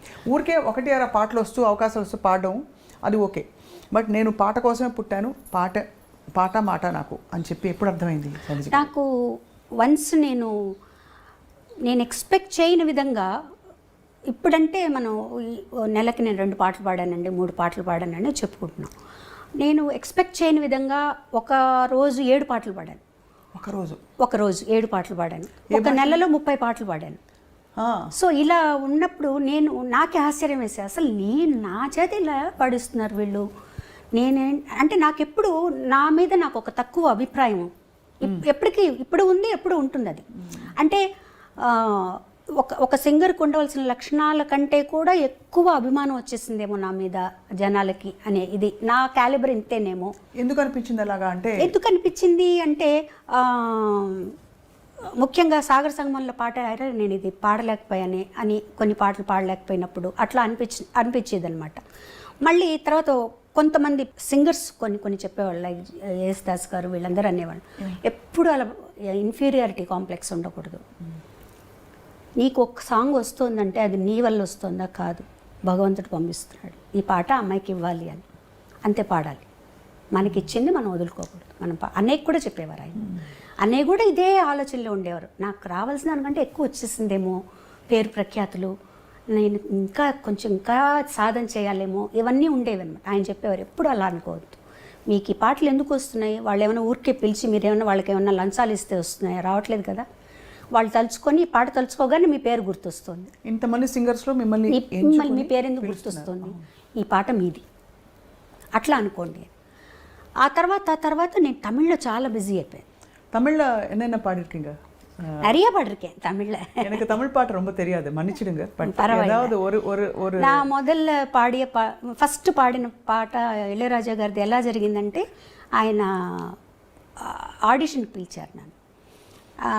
పిలిచి ఆయన ఇన్ఛార్జి శ్రీనివాసన్ గారు అని ఉండేవారు, అన్నయ్యకి కూడా ఆర్కెస్ట్రాకి అతనే ఇన్ఛార్జ్.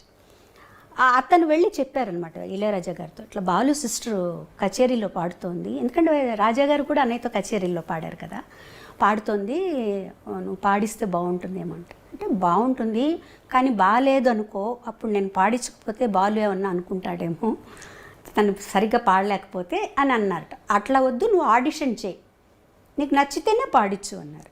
మీకు కూడా ఆడిషన్? నేను హెచ్ఎంవికి వెళ్ళి కూడా ఆడిషన్ చేశానండి.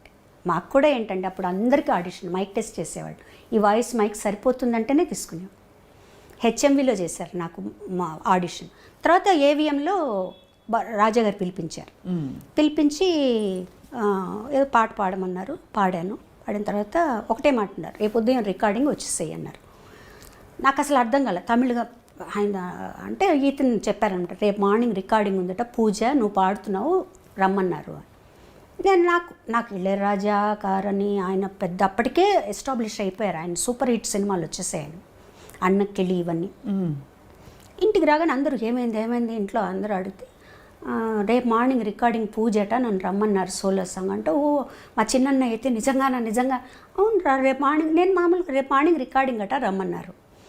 రికార్డింగ్కి వెళ్ళాను. నాకు ఏమీ తెలీదు స్వప్న గారు, నిజంగా చెప్పాలంటే ఏమీ తెలీదు.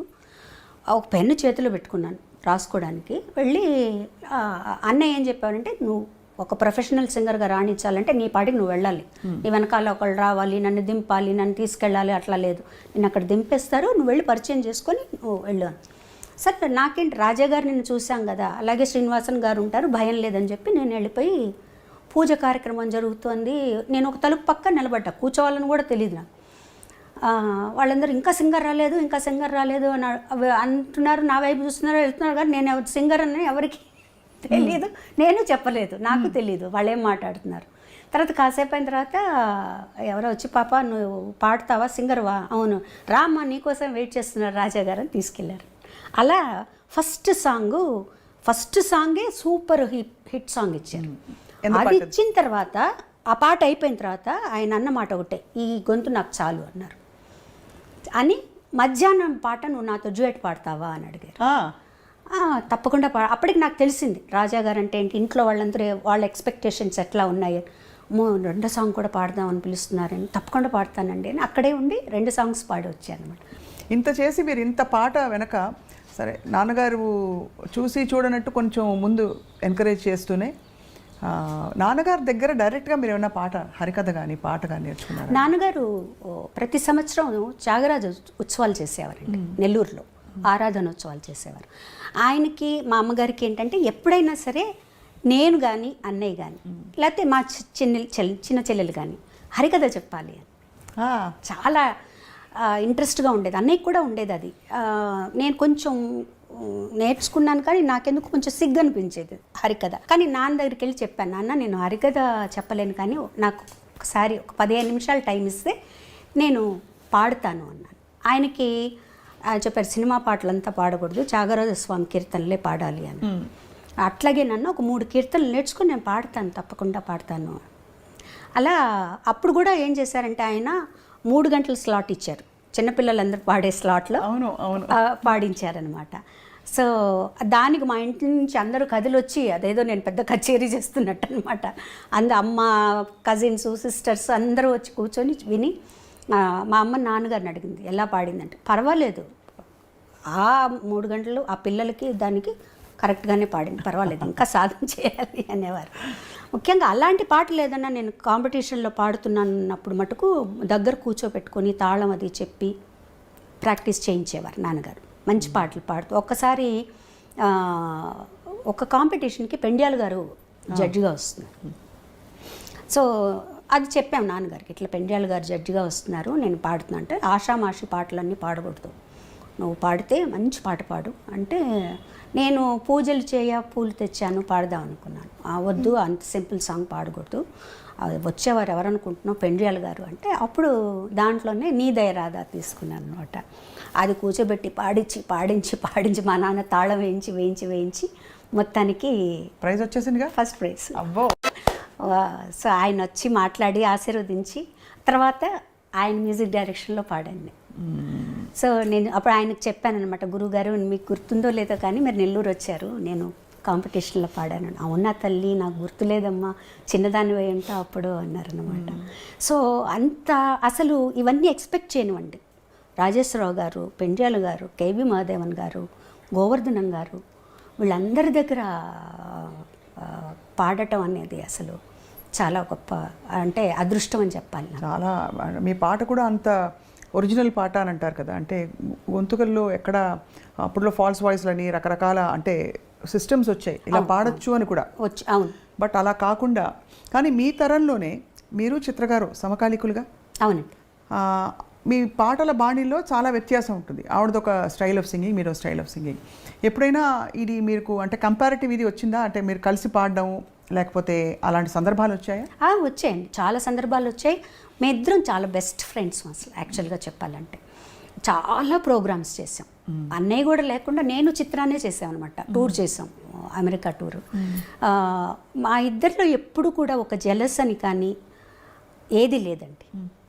ఒక్కసారి నేను పాడిన పాట మళ్ళీ తన చేత పాడించేవారు.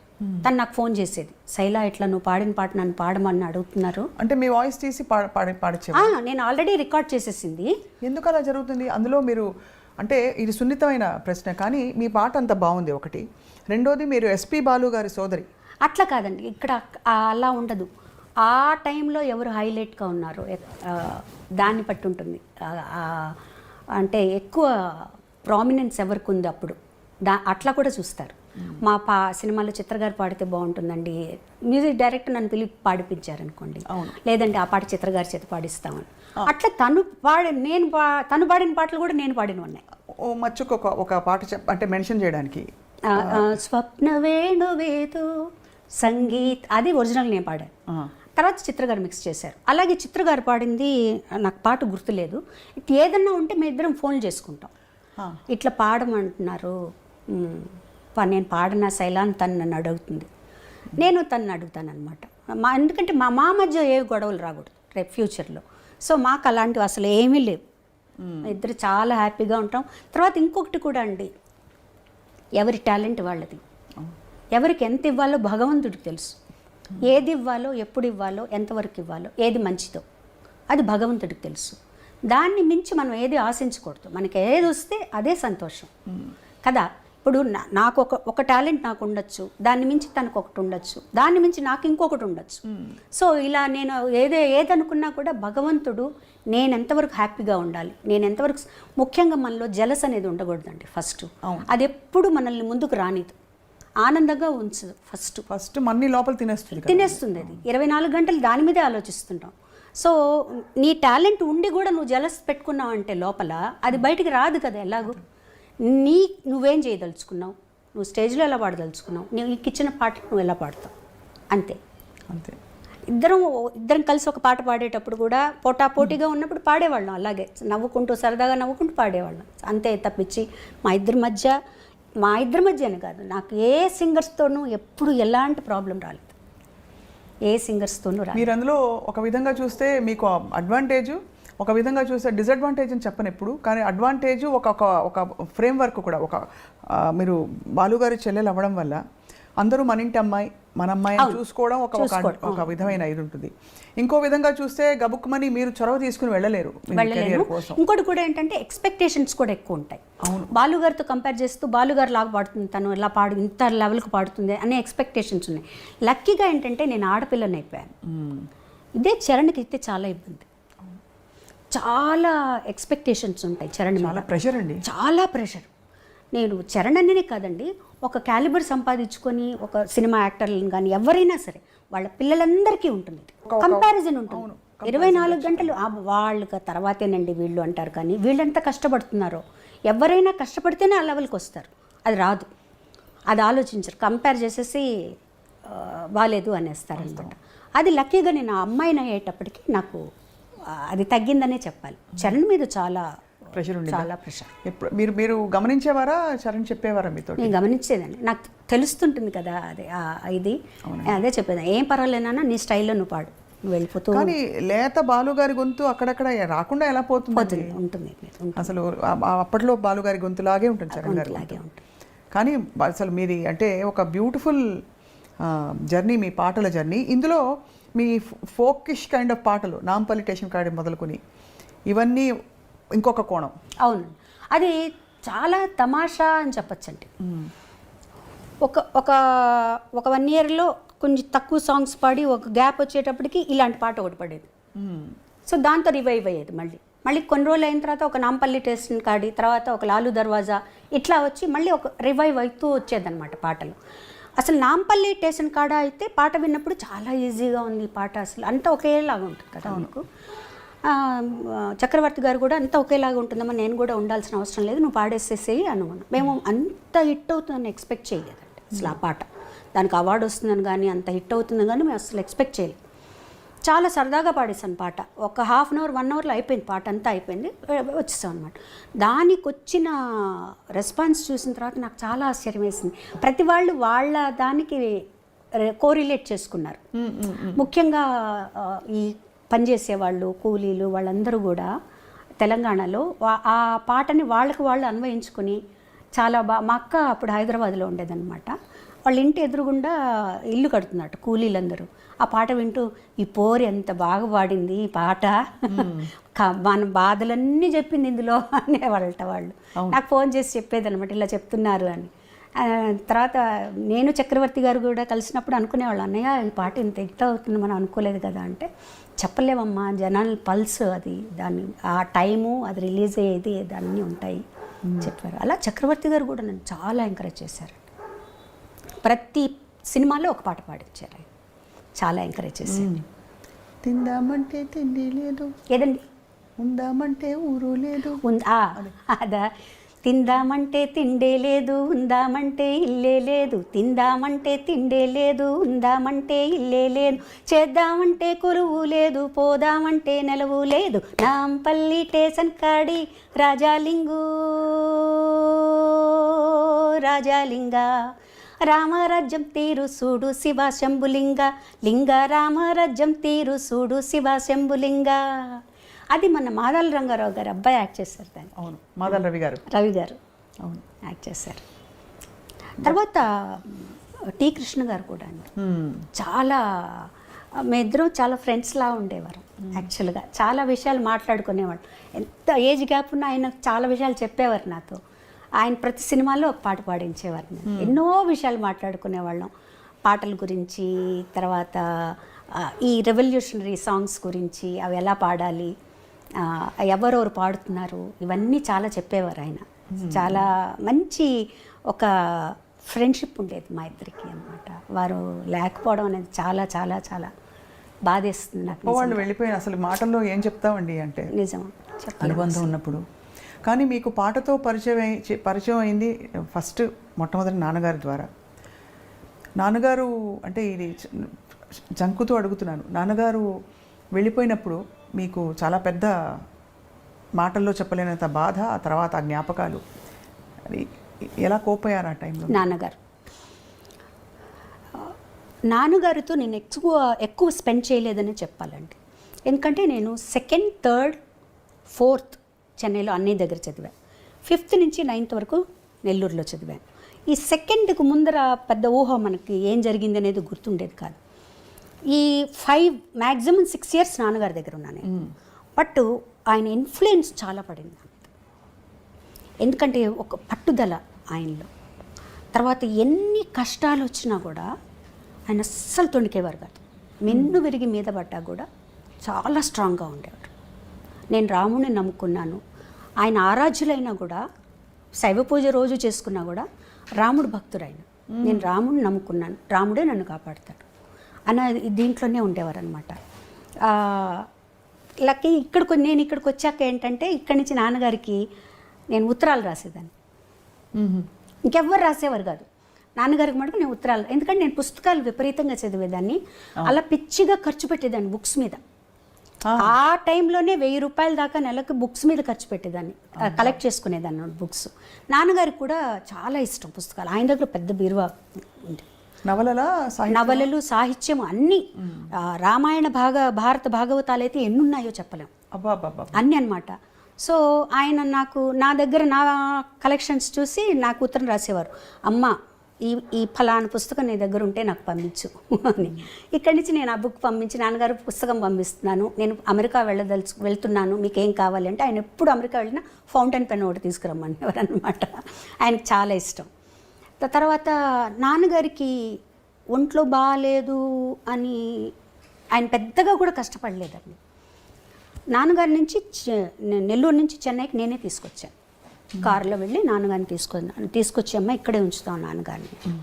అంతకుముందు ఏంటంటే ఒకసారి ఒక నైట్ నేను నాన్నగారితో హాస్పిటల్లో ఉన్నాను, నార్మల్గా ఉన్నారు, బాగానే ఉన్నారు, టెస్ట్ల కోసం ఏదో పెట్టారు, బాగున్నారు.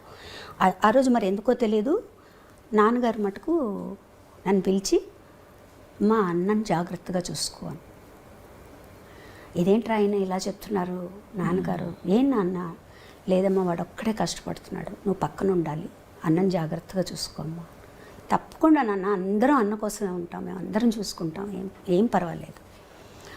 తర్వాత కొంచెం సీరియస్ అయింది ఆయనకి, బట్ అన్నయ్యతో చెప్పారనమాట, నువ్వు ఎన్ని చేసినారా ఇవాళ మధ్యాహ్నం 1:30కే నేను ఉంటాను, అంతవరకు ఆ తర్వాత ఉండను అని చెప్పేశారు.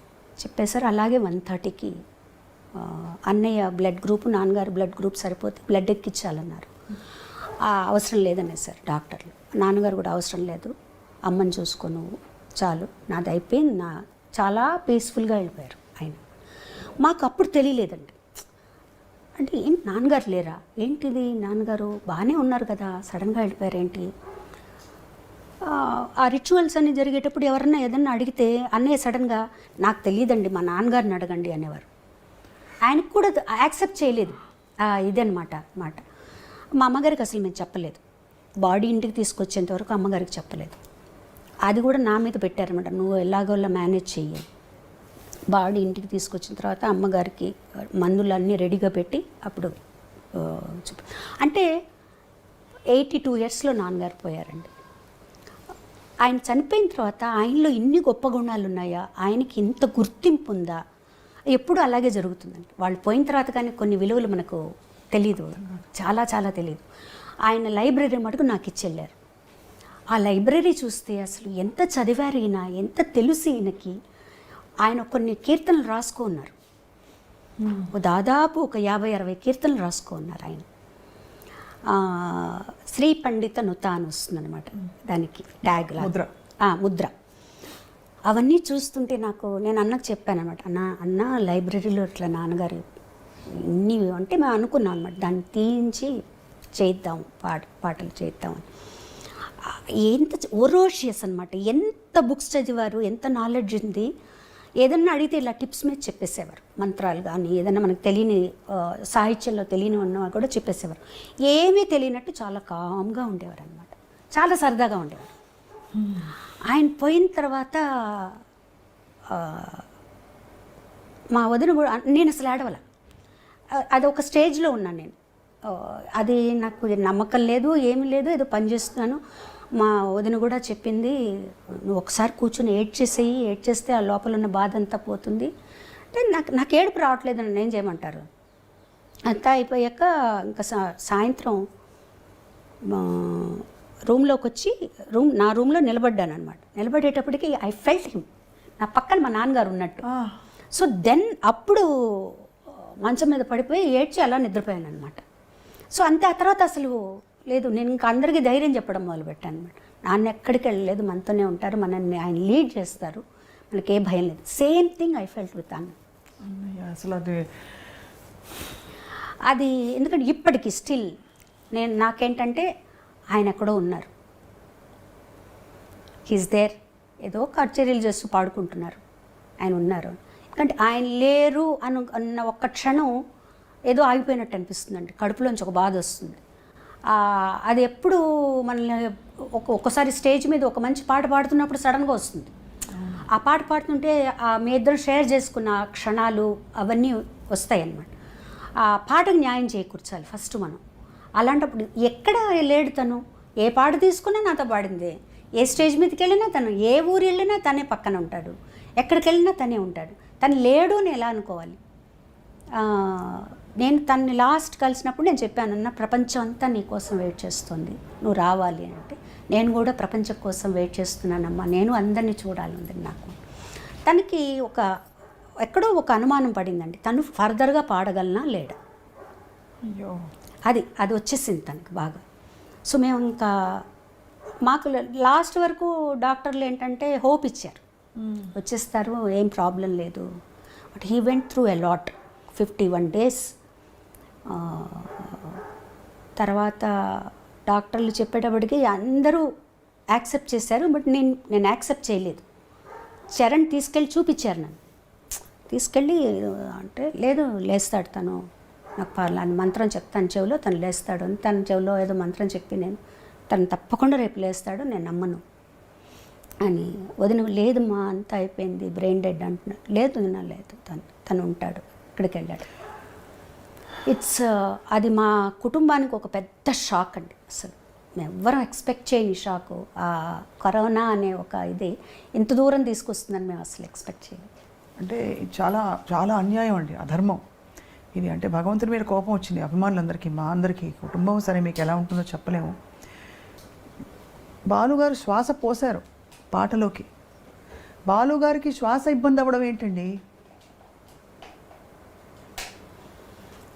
అంటే తనకి ఎలర్జిక్ బ్రాంకైటిస్ ఉండేదండి యాక్చువల్గా. తను చాలా అంటే దానివల్ల పెద్ద ఇబ్బంది ఎప్పుడు వచ్చేది కాదు, ఏ పాటలోనూ తెలిసేది కాదు, తను మామూలుగానే పాడేసేవారు. తను ఈ కరోనా వల్ల మిగతావన్నీ కూడా అగ్రివేట్ అయ్యాయి టైంలో. అగ్రివేట్ కానీ 51 రోజులు అసలు కానీ అండి ఇంకొక విషయం, అదంతా అయిపోయి ఇప్పుడు 2 years అయిపోయింది కదండి. ఇప్పుడు ఆలోచిస్తే నాకు తనకి ఏది మంచిదో అదే జరిగింది అనిపిస్తుంది. అంటే మనకి బాలుగారు లేరు, మనకి లోటు తీరది లోటు, కానీ బాలుగారు మటుకు చిరస్థాయిగా అందరి మనసులో నిలిచిపోయారు. ఎప్పటికీ బాలుగారు 100 ఏళ్ళు బతికి ఏ బెడ్లోనే ఉండి పాటలు పాడలేక తన బెడ్లో ఉంటే మనం ఎంత కష్టపడతామండి ఆలోచించండి. తను గుర్తుపెట్టుకునే విధంగా తక్కువని వెళ్ళిపోయారు. అరే ఇంకా ఉంటే బాగుండు, ఈ వ్యక్తి మనతో ఉంటే బాగుండు, ఇంకా ఎన్ని పాటలు పాడచ్చు, ఈయన ఇంకా ఎంత చేయొచ్చు అనే స్థితిలో మనల్ని అందరినీ పెట్టి వెళ్ళిపోయారు తను. ఇక మర్చిపోవడం అంటూ మనకు ఉండదు. బాలుగారిని జీవితాంతం మనతోనే ఉంటారు, ఆయన మర్చిపోవటం ఉంటాం. బాగా ఏజ్ వచ్చి అందరూ మర్చిపోయి అప్పుడు అసలు తను ఎవరు పట్టించుకొని ఒక స్థితి వచ్చిందనుకోండి, మనము చూసే వాళ్ళకి కష్టం, తన వల్ల కూడా కాదనమాట. పాట పాడకుండా తను ఉండలేడండి. తను ఒక్కరోజు కూడా ఒక పాట పాడకుండా ఉండలేడు. తను ఎప్పుడూ డాక్టర్లు లోపలికి వచ్చినా ఇలా పెట్టి నేను పాడతానని అడిగేవాడు. ట్రైకాస్టమీ చేసినప్పుడు ఎప్పుడు మళ్ళీ తీసేస్తే నేను పాడతానా అన్నీ అడుగుతూ ఉండేవారు అనమాట. సో డాక్టర్స్ ఏమన్నారు, ఒక 2 years బెడ్ రెస్ట్ కావాలి తనకి, ఇంట్లో బాగా అయిపోతే బాగా హాస్పిటల్ అట్మాస్ఫియర్ ఇంట్లో ఉండాలి అని చెప్పారు. అప్పటికే అంత. కానీ ఆ వీడియో ఇప్పటికీ కూడా మనసులో అలా మెదులుతుందండి. అవునండి, చెప్పేసి వస్తాను తిరిగి వస్తానని చెప్పి మాకు అందరికీ కూడా చెప్పారు, మీరు ఊరికే కంగారు పడి ఫోన్లు చేయకండి, వచ్చేస్తాను నేను, జస్ట్ ఊరికి పాజిటివ్ అని వచ్చింది అక్కడ జాయిన్ అయ్యాను నేను అంతే తప్పించి ఏం ప్రాబ్లమ్స్ లేవు. 15 days వరకు అలాగే. 15 days తర్వాత కోవిడ్ నెగిటివ్ వచ్చింది, ఆ తర్వాత ఒక్కొక్కటి ఇబ్బంది పెట్టేసి. So it's what ever it is అండి, హీఈస్ దేర్ ఫర్ అస్. ఆయన ఎప్పుడు మా వెనకాల ఉంటాడు. నేను చరణ్తో అందరితో అదే చెప్తాను, నా అన్న మనతోనే ఉంటారు, ఆయన మనల్ని లీడ్ చేస్తారు. వదిన గారు చాలా ఎఫెక్ట్ అయ్యారండి, మా అందరికంటే కూడా వదిన చాలా ఎఫెక్ట్ అయ్యారు. ఆవిడ ఆల్మోస్ట్ ఒక డిప్రెషన్ స్టేజ్లోకి వెళ్ళిపోయారు.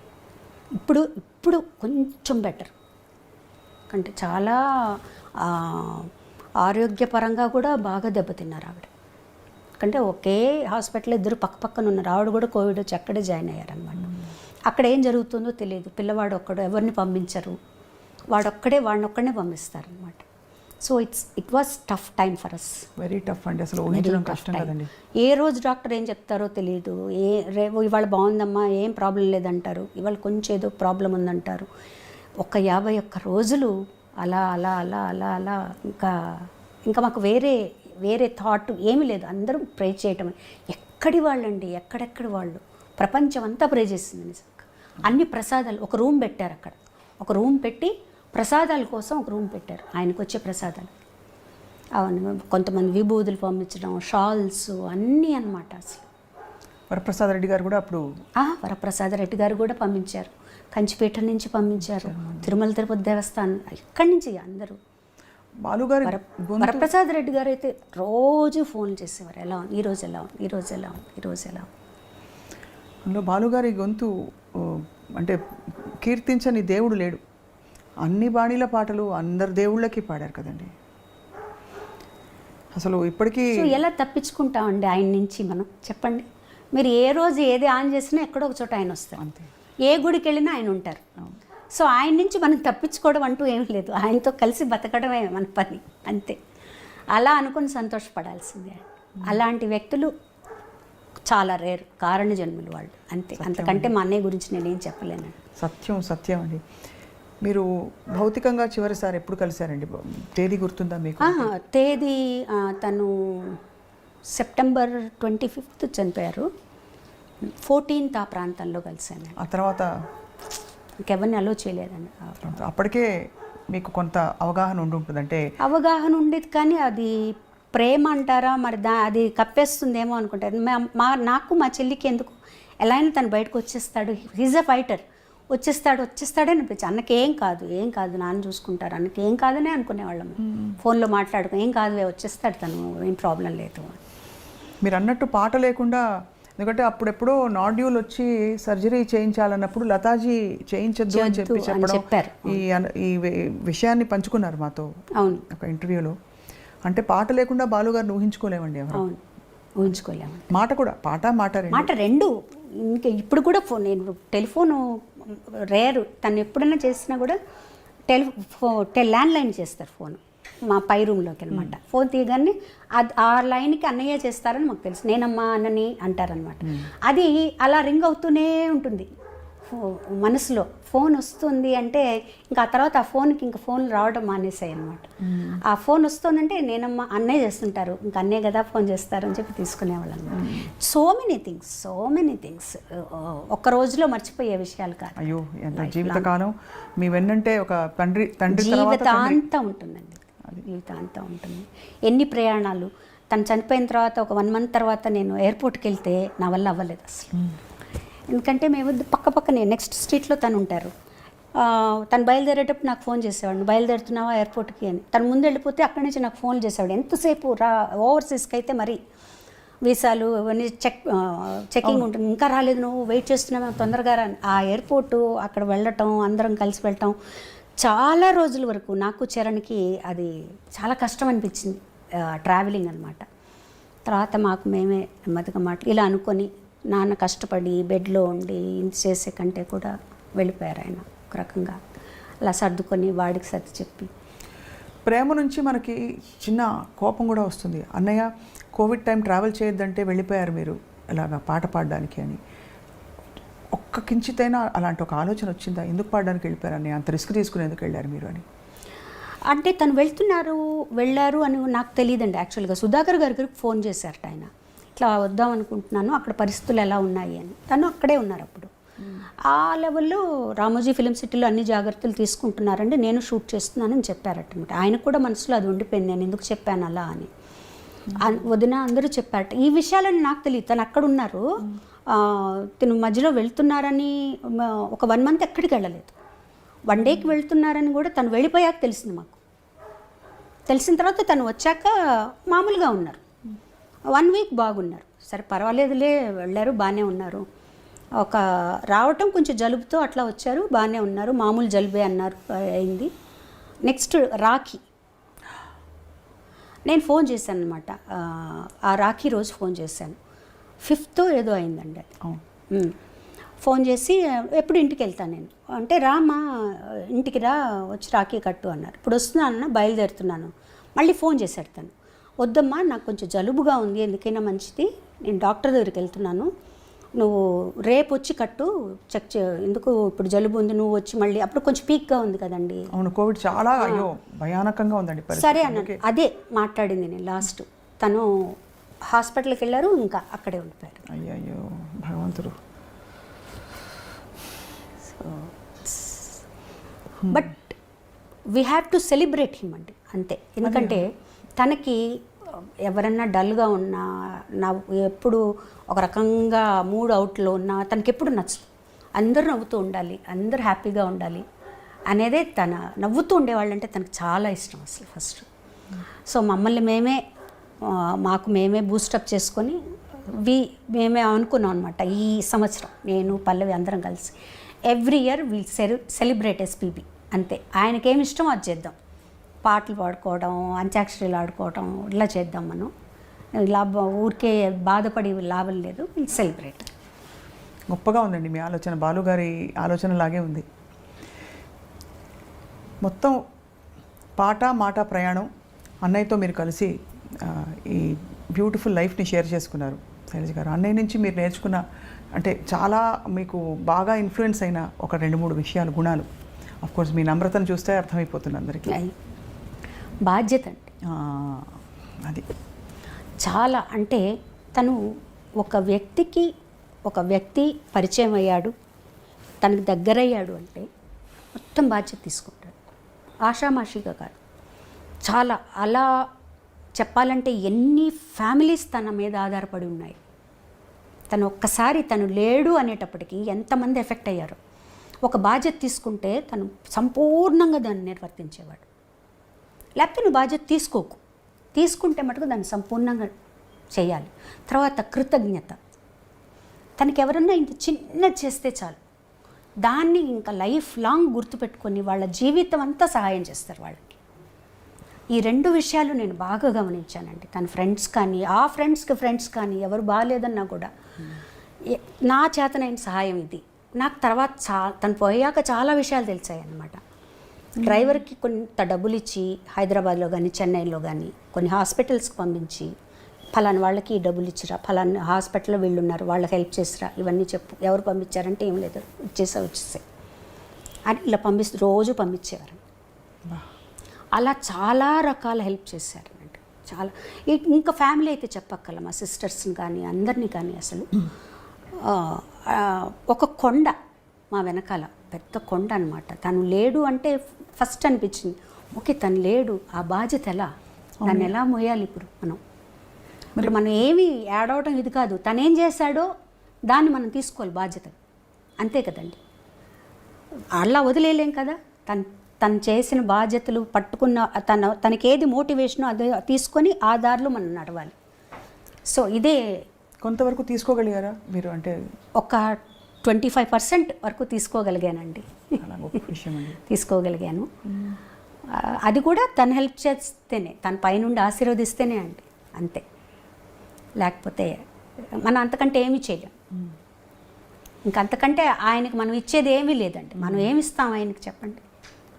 ఆయనకి నచ్చినట్టు ఆయన వేసిన దారిలో మనం నడవటం, అంతే. ఆయన గుర్తుపెట్టుకోవడం, ఆయన చేసిన మంచి పనులు ఏమైనా ఉంటే అవి మనం చేయగలగడం, అంతే.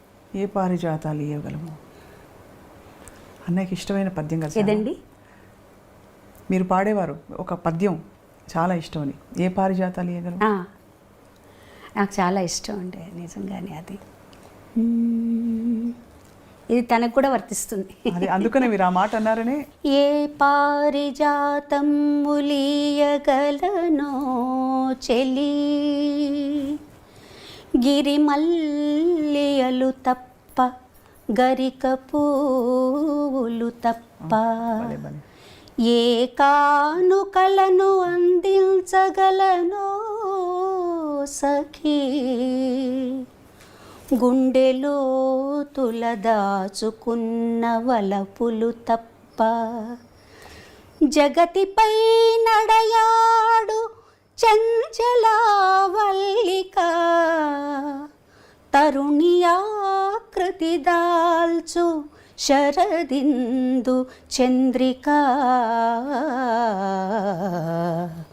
శరదిందు చంద్రికా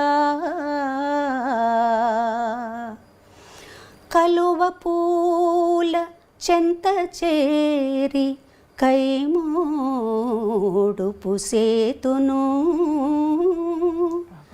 నా కలికి మిన్న కన్నులలో కలకలమని విరియాలని మబ్బులతో ఒక్క మారు మనవి చేసుకొందును నా అంగన ఫాలాంగణమున ముంగురులై కదలాలని చుక్కలతో ఒక్కసారి సూచింతును నా ప్రేయసి నల్లని వాల్జడ సందుల మల్లియలై మొలవాలని పూర్ణ సుధాకర బింబంబునకు వినతి సేతును నా పొలతికి ముఖబింబమై కళలు దిద్దుకోవాలని ప్రకృతి ముందు చేతులెత్తి ప్రార్థింతును కడసారిగా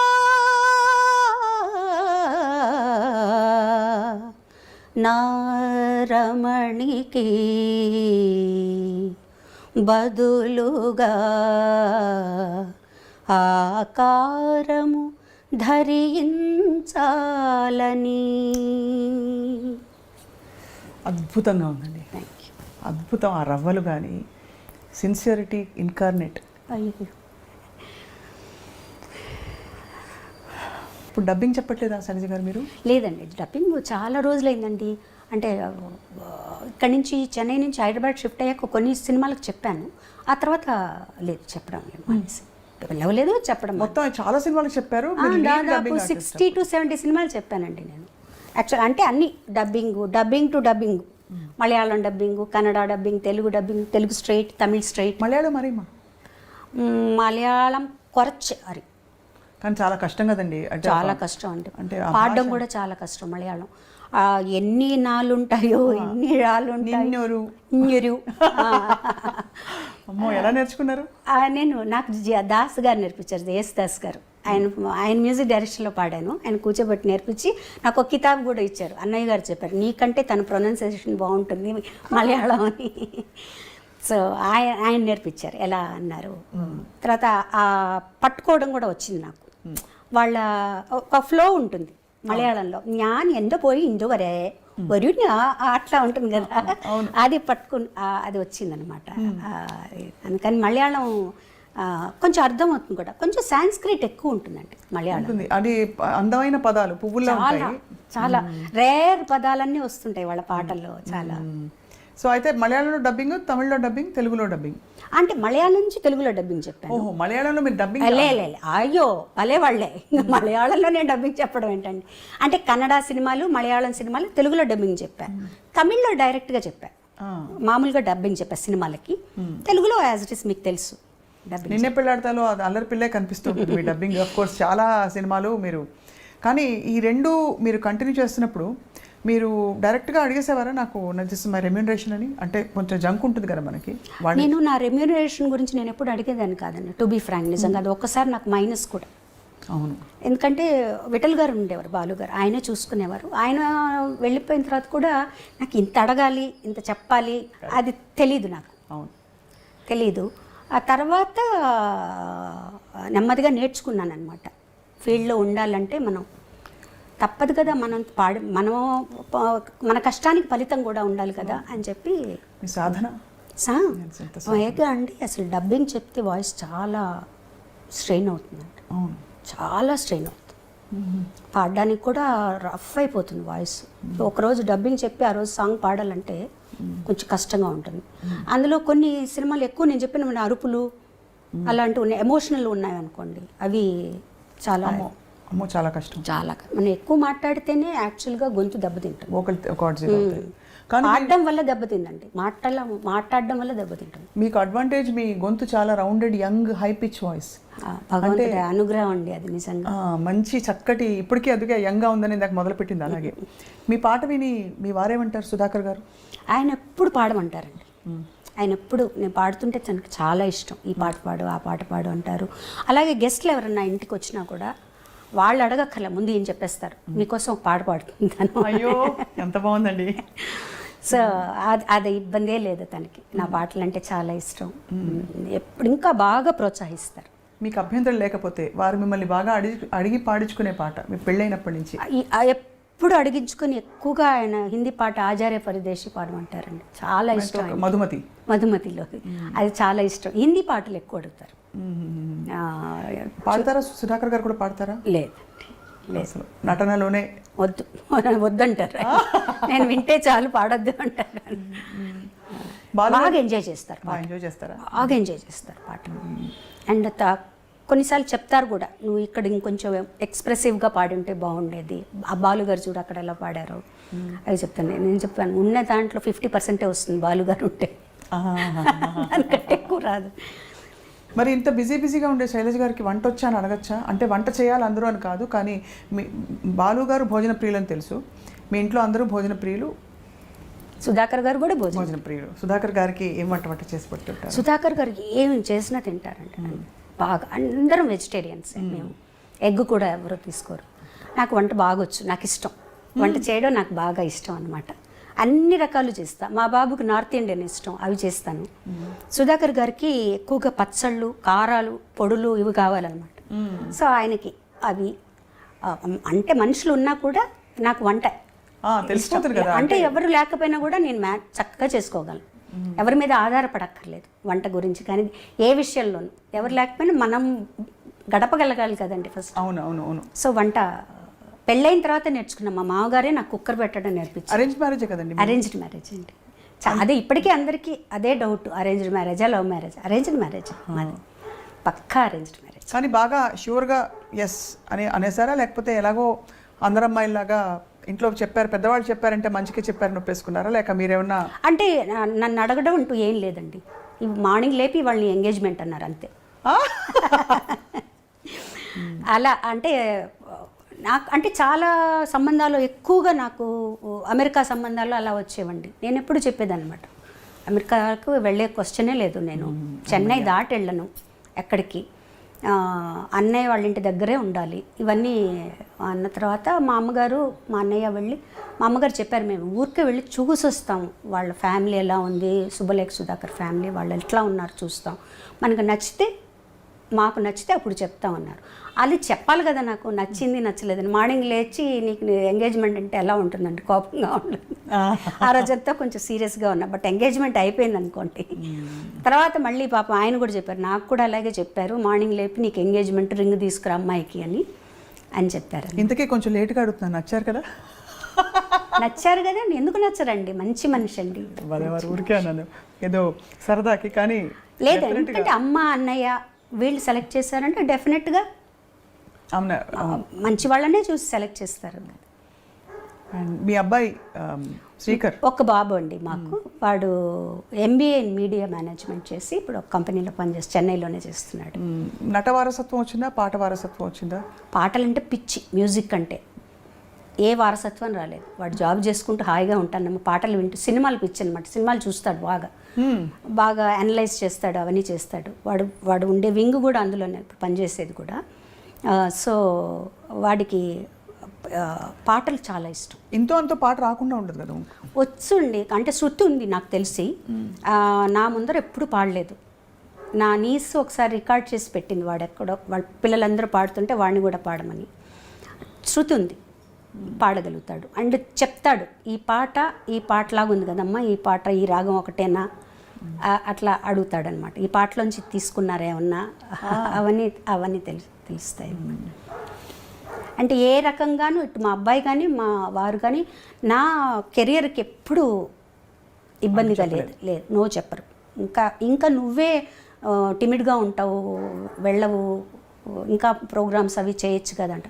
నేను కంఫర్టబుల్గా ఉన్నాను చాలు, నాకంటూ కొంచెం టైం కావాలి నా మెడిటేషన్స్కి, నాకు వాటి మెడిటేషన్ చేస్తారా? చేస్తాను, డైలీ చేస్తాను. రమణ మహర్షి లేదండి, కామ్గా కూర్చుంటా. నా గురువు గారు వచ్చి చంద్రశేఖరేంద్ర సరస్వతి స్వామి వారు, కంచిపీఠాలు. సో కామ్గా కూర్చుంటాను, నాలో ఉండే బ్యాడ్ అంతా పోవాలి, అందరి పట్ల లవ్ రావాలి, ప్రస్తుతం అందరి గురించి అందరూ బాగుండాలనుకోవాలి. అది కష్టం కదండి, మనం ఎంత లేదన్నా ఎక్కడో ఒక చోట ఏదో కోపాలు వస్తాయి ఒకళ్ళ మీద, అవేవి రాకుండా ఉండాలి. కానీ మానవ మాత్రులకే అది సహజం కదా. సహజం గారు. అసలు కూర్చున్నప్పుడు ఎన్ని ఆలోచనలు వస్తాయండి, అప్పుడే వస్తాయి, ఎప్పుడు లేని అన్ని ఆలోచనలన్నీ అప్పుడే వస్తాయి అన్నమాట. అదే సాధన అనుకుంటాను నేను, వాటిని తీసేయడం, నలుగురు బాగుండాలనుకోవటం. సగం మనల్లో కానీ అసూయ లేకపోతే మనం హ్యాపీగా ఉంటామండి, ఆరోగ్యంగా ఉంటాం. తర్వాత రోజు ఇంట్లో అంటే ప్రయాణాలు లేకుండా ఇంట్లో ఉంటే రోజు క్రమం తప్పకుండా అమ్మవారి దగ్గర పాటలు పాడతానండి. మా అమ్మవారు ఉంది, అంటే నాన్నగారి కోసం ఒక త్యాగరాజ కృతి, ఆ రోజు ఏదైతే ఆ అమ్మవారికి ఒక కృతి, ఇప్పుడు ఆంజనేయ స్వామి అయితే ఆంజనేయ స్వామికి ఒక కృతి, అలా పాడుకుంటాను. దేవుడి దగ్గర పాడడం అలవాటు. దేవుడు కచేరీ ఉన్నప్పుడు కూడా ఆ సాంగ్స్ దేవుడి దగ్గర పాడుకుంటా, ప్రాక్టీస్ చేసి, ముందు ప్రాక్టీస్ చేసి దేవుడి దగ్గర ఏ పాటలు అయితే అన్ని వాళ్ళకే స్టేజ్లో బాగా రావాలని కొత్త పాట పాడుతున్నాను అనుకోండి స్టేజ్లో, అది ప్రాక్టీస్ చేసి వాళ్ళ ముందర పాడి పాడతాను. చక్కగా ఇంటికి రాగానే తులసి కోట పైన దర్శనమిచ్చి ఎంత అందంగా ఎంత కళకళలాడుతూ కనిపించింది తులసమ్మ. తర్వాత పైకి రాగానే అగరత్తుల సువాసన భలే. నాకు కావాలని సపరేట్గా పెద్ద రూమ్ కట్టించుకున్నానండి, దేవుడు రూమ్. సో నేను ఇష్టదైవం అమ్మవారేనా? అమ్మవారే, లలితమ్మ. లలితమ్మ, మీరు ఆ నిండుగా అమ్మవారి లక్షణాలన్నీ, అంటే ఒకవైపు సౌమ్యం, ఇంకోవైపు సముచితమైన రౌద్రము అన్నీ కలగలిసి అలా చక్కగా ఉన్నారు మీరు. అందుకని అమ్మవారి అంటే నేను నమ్ముతానండి, అమ్మవారి ఏ దైవం మనకి దగ్గరైతే ఆ దైవంలోని కొన్ని ఎనర్జీస్ అంటాం కదా, ఎనర్జీస్ తప్పకుండా ఉంటాయండి. ఇప్పుడు అందరు దేవుళ్ళు అమ్మవారే అనుకోవచ్చు మనం, సకల దేవుళ్ళు అమ్మవారే అనుకోవచ్చు. ఆ ఒక ఎనర్జీ ఉంది అక్కడ, ఆ ఎనర్జీ నన్ను కాపాడుతుంది. ఇప్పుడు ఒక్కడ గుర్తుపెట్టుకోండి, మనుషులు ఎవరి మీదన్నా మనం ఆధారపడ్డాం అనుకోండి, వాళ్ళు ఒక్కసారి మనల్ని బెట్రే చేసినప్పుడు మనకి జీవితం మీద ఒక రకమైన భయం, విరక్తి వస్తాయి. భగవంతుడే మన స్నేహితుడు అనుకోండి, భగవంతుడు భయపడకూడదు, మనం స్నేహితుడు అనుకోవాలి. అన్నీ చెప్పుకున్నాం అనుకోండి, అంటే మీరు ఆయన వింటాడు తప్పకుండా. ఒక ఎనర్జీ ఉంది. అది మీకేమన్నా ఎప్పుడైనా స్వయంగా అవగతం అయిందా, అంటే ఇలా విన్నారు, నా మొరని భగవంతుడు ఆలకించాడని? అంటే కొన్ని షేర్ చేసుకోవచ్చు, కొన్ని షేర్ చేసుకోలేము. బట్ ఎక్స్పీరియన్సెస్ జరిగాయి. అంటే ఇది అడగడానికి కూడా ఇది చాలా అత్యంత వ్యక్తిగత ప్రపంచంలోకి రావడం కాదు, కానీ దీనివల్ల ఇంకో 10 మందికి నమ్మకం కలుగుతుందండి. అంటే ఇప్పుడు ఉన్న ప్రపంచంలో మనకి దేవుడు ఉన్నాడా లేడా, దేవుడితో ఎలా కనెక్ట్ అవ్వాలి అనేది రకరకాల. నా ఉద్దేశంలో దేవుడు అంటే ప్రేమేనండి. ప్రేమ అంటే అన్కండిషనల్ లవ్. అది దాని మీద మనం ఫోకస్ చేసామంటే తప్పకుండా పనిచేస్తుందండి. చిన్న ఒక ఎగ్జాంపులే నేను చెప్తాను, నా లైఫ్లో నాకు జరిగిన ఎగ్జాంపుల్ నేను చెప్తాను. మా ఇంట్లో మీరు ఇప్పుడు వచ్చారు కదా, అక్కడ మామిడి చెట్టు ఉంది, పెద్ద మామిడి చెట్టు. ఓవర్ నైట్ దానికి అంత పెద్ద తేనె పట్టిందండి. అవి కొండ రాతి తేనెటీగలట. అది ఎంత అంటే పోర్టికో కార్ దగ్గరకు తగులుతుంది, అంత పెద్దది పెట్టేసింది. ఒక 3 daysలో పెరిగిపోయింది. బయట వాళ్ళందరూ వచ్చి మాకు చెప్పారు, అమ్మా మీరు తీయించేసేయాలి, అది పిల్లలు ఏమన్నా క్రికెట్ ఆడుతూ బాల్ అది తగిలింది అనుకోండి, అవి రేగాయంటే కష్టం. పోలీసులు కూడా వచ్చి చెప్పారు, వాళ్ళెవరో పోలీసులకు చెప్పి వాళ్ళు కూడా చెప్పారు మీరు తీయించేయండి మేడం అని. మనుషుల్ని పిలిపించాం, వాళ్ళు చూసి అమ్మ ఇవి రేర్గా వచ్చే తేనెటీగలు, మీరు రేపు 10 గంటలకు మేము వస్తాము, మీ నైబర్హుడ్ చెప్పండి చుట్టుపక్కల వాళ్ళకి లోపల ఉండమని, ఒక్కసారిగా మందు కొట్టాలి, అది ఎంత పెద్దదిగా ఉంది అని చెప్పి వెళ్ళారు. వాళ్ళు వస్తామని. నేను ఈవినింగ్ 6 o'clockకి మెడిటేషన్ కూర్చుంటాను. సరే నేను పైకి వెళ్ళి ఆ అమ్మవారి దగ్గర కూర్చొని నేను కమ్యూనికేట్ తేనెటీగలతో అనమాట. అంటే నేను మాట్లాడుకుంటూ ఉన్నా వాటితో, చచ్చిపోతారే మీరు, వాళ్ళు వచ్చి మందులు కొడతారు, నాకు ఇష్టం లేదు, మన ఇంట్లో ఇలా జరగడం, వెళ్ళిపోండే మీరందరూ, ఇలా మాట్లాడుకుంటూ ఉన్నానన్నమాట. మామూలుగా పిచ్చిగా, నాకేం అది ఏదో జరగాల నేను కాదు, వెళ్ళిపోండే, ఒక్కళ్ళు చచ్చిపోయినా కూడా నాకు బాధగా ఉంటుంది కదా, మా ఇంట్లో మీరందరూ ఉన్నారు, ఇన్ని రోజులు ఉన్నారు కదా, ఏమీ చేయలేదు అంటే. నైట్ అయితే అవన్నీ వాకిట్లోకి వచ్చేసేవండి, లైట్ చుట్టూ బ్లాక్ అనమాట, మబ్బులాగా అబ్బా. అలా ఉండేవన్నమాట. తలుపు తీయాలంటే భయం వేసేది. ఒక 15 రోజులు అయింది అలా. సరే నేను ప్రే చేసుకునేటప్పుడు మటుకు నన్ను ఎవరు డిస్టర్బ్ చేయరు. కాల్స్ వచ్చినా కూడా, ఎవరన్నా వచ్చినా కూడా ఎవరు డిస్టర్బ్ చేయరు. లోపల మా డ్రైవర్ పరిగెత్తుకుంటూ వచ్చి డబడబడబడబడబా తలుపు కొట్టాడు. నాకు ఎవరికన్నా ఏమన్నా అయిందా, అంత ఎదుగా ఎవరు కొట్టరు కదా, నేను మెడిటేషన్లో ఉన్నానంటే ఎవరు తీరు కదా. నేను తీల తలుపు. ఆమె బయటకు వచ్చేసి కిందికి వచ్చి ఏంటి అన్న, మేడం మీరు ఒకసారి పైన వరండాలోకి రండి. మీరు రండి మేడం అంటే అసలు తేనె పట్టు లేదు. ఎలా? తేనె పట్టు లేదు. తేనె పట్టు ఈగలు వెళ్ళిపోతే ఉంటుంది కదండి, ఆ వ్యాక్స్ లేదు. వీళ్ళందరూ చూశారు. ఆ అబ్బాయి అప్పుడే నన్ను మీరు చూద్దురు రండి. వాళ్ళందరూ మాట్లాడుకుంటున్నారు బయట, డ్రైవర్స్ అందరూ, మా డ్రైవరు పక్కన డ్రైవర్లు అందరూ. ఇది మనకి వాళ్ళు ఉన్నారు కాబట్టి ఇది తార్కాణం అండి జరిగింది అని. ఉన్నట్టుండి ఒక వర్ల్విండ్ లాగా లేచిందట అది మొత్తం లేచి వీళ్ళందరూ భయపడిపోయారట, మన మీదకి వస్తుంది అని చెప్పి అందరూ ఎవరెవరు ఇళ్లలోకి వాళ్ళు పరిగెడుతున్నారట. ఒక్కసారి పైకి వెళ్ళిపోయినాయండి అన్నీ, మొత్తం వెళ్ళిపోయినాయి. అద్భుతం కదా ఇది. అద్భుతం అంటే అసలు నాకేం అర్థం కాల. నేను ముందు దేవుడి రూమ్లోకి వెళ్ళి అమ్మవారికి థ్యాంక్స్ చెప్పా. అమ్మ థ్యాంక్స్, నువ్వు నాకు హెల్ప్ చేసావు, అవి చచ్చిపోకుండా నా మాట విన్నాయి. ఏదో పిచ్చి పిచ్చిగా మాట్లాడుకుంటాను నేను. అమ్మవారు మా అబ్బాయి కూడా అంటుంటాడు, ఏంటమ్మా ఎవరో ఫ్రెండ్తో మాట్లాడినట్టు నువ్వు మాట్లాడేసుకుంటూ ఉంటావు ఏంటి అంటే, నా ఫ్రెండే దేవుడు అని మాట్లాడుకుంటాను. ఒక ఎనర్జీ, అది లలితమ్మ కావచ్చు, శివుడు కావచ్చు, ఎవరన్నా కావచ్చు, ఒక ఎనర్జీ ఉంది, అది నా మాట వింటుంది, చెప్పుకుంటాను. ఇది జరిగిందంటే నాకు మా నేను వాళ్ళందరిని అడిగాను, మీరందరూ ఉన్నారు కదా, ఒక మొబైల్తో ఒక తీసుంటచ్చు కదా పిక్చరు అని. మేడం అంత అది చూస్తుంటే మమ్మల్ని ఎక్కడ కొడతాయో అని చెప్పి మేము పారిపోయాం మేడం. అసలు అంత వితిన్ 10 seconds వెళ్ళిపోయినాయండి మొత్తం. అద్భుతం. ఏమీ లేదు, అద్భుతం నిజంగా. నేను అదే అనుకున్నాను. మనం ఏమనుకున్నాం, వాటికి ఏమీ కాకూడదు అనుకున్నాం, వాటికి మంచి జరగాలనుకున్నాం. చెడు స్వార్థం ఏమీ లేదు. పక్క రోజు వాళ్ళు వచ్చి వేరే వాళ్ళని పెట్టి తీయించారా మేడం, మేము వస్తామని చెప్పాం కదా, మీరు వేరే వాళ్ళు తక్కువ డబ్బులు ఇచ్చి ఉంటారు అందుకని మీరు తీయించారు. లేదు బాబు అవి వెళ్ళిపోయాయంటే వాళ్ళు నమ్మరు. సో ఇట్లా చిన్నవేనండి, అవి మనకి ఎంత ఒక ఎనర్జీని ఇస్తాయి తెలుసా అండి. ఇలాంటి సంఘటనలు కదా చాలా ఎనర్జీని ఇస్తాయి. అంటే రీకన్ఫర్మేషన్ కదండి, అది నమ్మే వాళ్ళకి తెలుస్తుంది. అవును. పరిపూర్ణమైన జ్ఞానం నుంచి వచ్చిన ఒక శాంతం మీలో కనిపిస్తుంది శైలజ గారు. అంటే ఇవాళ మీరు పంచుకున్న విషయాలన్నీ నిజంగా చాలా అత్యంత మీ అంతరంగిక ప్రపంచంలోకి మాకు ఒక అవకాశం ఇచ్చారు. తొంగి చూసి మీ జీవితం గురించి తెలుసుకోవడం, అందరికీ చెప్పడం ద్వారా చాలామందికి ఒక కనువిప్పు, ఒక పాఠం అని అనలేను, బట్ చాలా విషయాలు నేర్చుకోవడం. లేదండి, యాక్చువల్గా అందరికీ తెలుసండి. ఇప్పుడు మీకు తెలీదా చెప్పండి, నేనే ఇదే మిమ్మల్ని అడిగితే మీలోంచి ఎన్నో విషయాలు బయటకు వస్తాయి. కొంతమంది అవకాశం వస్తుంది అప్పుడప్పుడు, కొంతమందికి రాదు అంతే. చాలామందికి ఇప్పుడు ఆ అవేర్నెస్ వచ్చిందండి, చాలా మటుకు వచ్చింది. మీరే గమనించండి, మీరు కొంతమందిని ఇంటర్వ్యూ చేస్తుంటారు ఈ మధ్యకాలంలో, చాలామందిలో అవేర్నెస్ ఒక వేరే ఏదో ఉంది, మనం ఆ ప్రశాంతతను పొందొచ్చు, ఇవి కాదు అనే ఒక రియలైజేషన్ వస్తుందండి. చాలా సంతోషించదగ్గ విషయం. ఈ సందర్భంగా మీ అనుమతితో, మొలచిన దేహము ముదియుటకును సరి, తలచిన దైవము తనలోనే, మాయామోహము మానదిది అని బాలుగారు ఆవిష్కరించిన సీడీ అండి ఇది. చాలా గొప్ప ప్రయాణం శైలజ గారు. ఇప్పుడు పాడుతున్న వారికి ఐ డ్రీమ్ ముఖంగా మీరు రియాలిటీ షో జడ్జిగా ఉన్నారు కాబట్టి అన్ని బాణీలు వస్తున్నాయి, కానీ ఒరిజినల్గా నిలిచిపోయే బాణీలు కొన్నే కనపడుతున్నాయనండి చాలామంది పెద్దలు చెప్తూ ఉంటారు, మీరు ఒక గాయనిగా. సో ఆ ఒరిజినాలిటీని బయటికి తీసుకురావాలంటే సింగర్స్లో ప్రతిభతో పాటు, అంటే శైలజ గారితో ఒక విశిష్టమైన శైలి, అలాగా ఏం చేయొచ్చో ఒక మాట చెప్పవలసిందిగా కోరుతున్నాం. అంటే ఇది ఛానల్స్ వాళ్ళని అడిగితే మాదేం లేదండి సింగర్స్ అంటారు, సింగర్స్ని అడిగితే ఛానల్స్ వాళ్ళు చెప్తున్నాను అంటారు. ఎక్కువగా అండి ఏ రియాలిటీ షోస్కి వెళ్ళినా, ఏ కాంపిటీషన్స్కి వెళ్ళినా రేటింగ్స్ కోసం కొత్త పాటలే పాడిస్తున్నారండి. ముఖ్యంగా కొత్త సాంగ్సే పాడుతున్నారు, అవన్నీ ఈజీగా పాడుతున్నారు.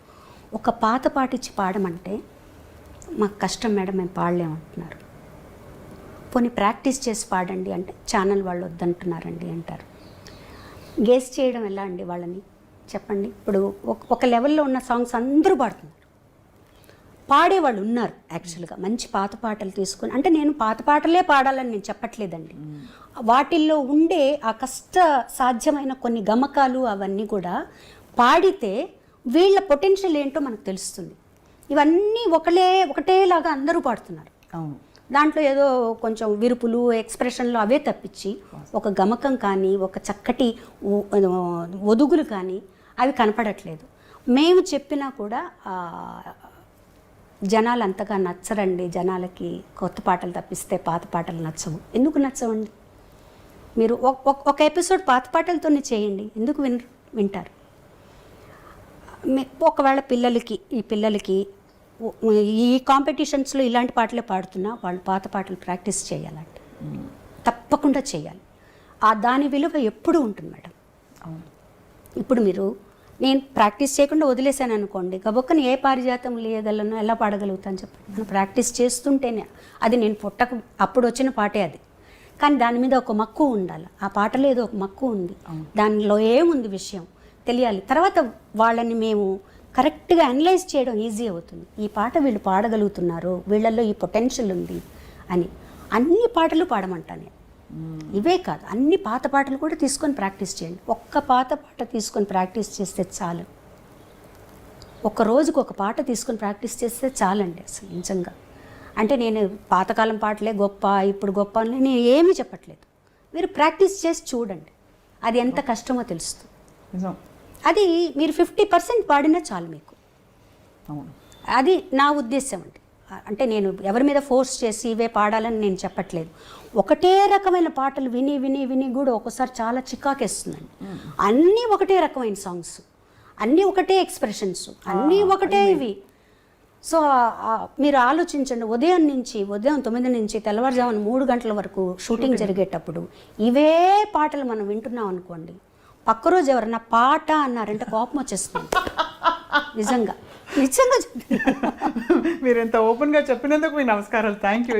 మంచి మాట, నిజంగా చెప్తున్నా. నా వరకైతే నాకు అలాగే అనిపిస్తుంది. అంటే అవును, అక్కడక్కడ టాలెంట్ మెరుపులు కనిపించినా నెక్స్ట్ ఏమిటి అనే చందంగా నెక్స్ట్ ఏమిటి అని. కొంతమంది పిల్లలు మాకు పాడాలని ఇంట్రెస్ట్ ఉంది మేడం, మేము పాడగలుగుతాం మేడం, మాకు కూడా ప్రాక్టీస్ చేయాలని ఉంది మేడం అని వస్తారు. నేను చెప్పాను, ఎవరు అడిగినా అడగకపోయినా మీరు ప్రాక్టీస్ చేసుకోండి. మీరు ఎవరైనా సపోజ్ నేను పక్కకు పిలిచి నేను అడిగితే నువ్వు పాడగలగాలి, అట్లా మీరు ప్రాక్టీస్ చేసుకోండి. కనీసం మీకు ఆ తృప్తి ఉంటుంది, మాకు కూడా వాళ్ళు పాడుతున్నారనే తృప్తి ఉంటుంది అని చెప్తుంటాను నేను అన్నమాట. నా ఉద్దేశంలో ఈ పాటలు పాడడం తప్పు, ఆ పాటలు పాడడం కరెక్ట్ అని నేను చెప్పను, కానీ మీరు నిలబడాలంటే మటుకు పాత పాటలు పాడాల్సిందే, తప్పదు. గొప్ప కాంట్రిబ్యూటర్స్ మీరందరూ.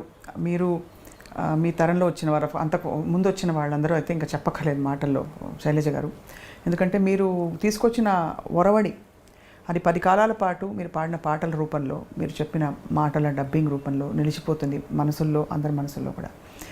ఇవాళ నిజంగా గొప్ప అనుభూతి మీతో మాట్లాడడం, కొత్తగా మళ్ళీ మిమ్మల్ని తెలుసుకున్న భావన కలుగుతుందండి. నాకు కూడా అలాగే అనిపిస్తుంది. అంటే రొటీన్ ఇంటర్వ్యూస్ లాగా కాకుండా చాలా విషయాలు, అంటే నేను కొన్నిసార్లు ఇది చెప్పకూడదు అనుకున్నవి కూడా నా చేతి చెప్పించేశారు మీరు.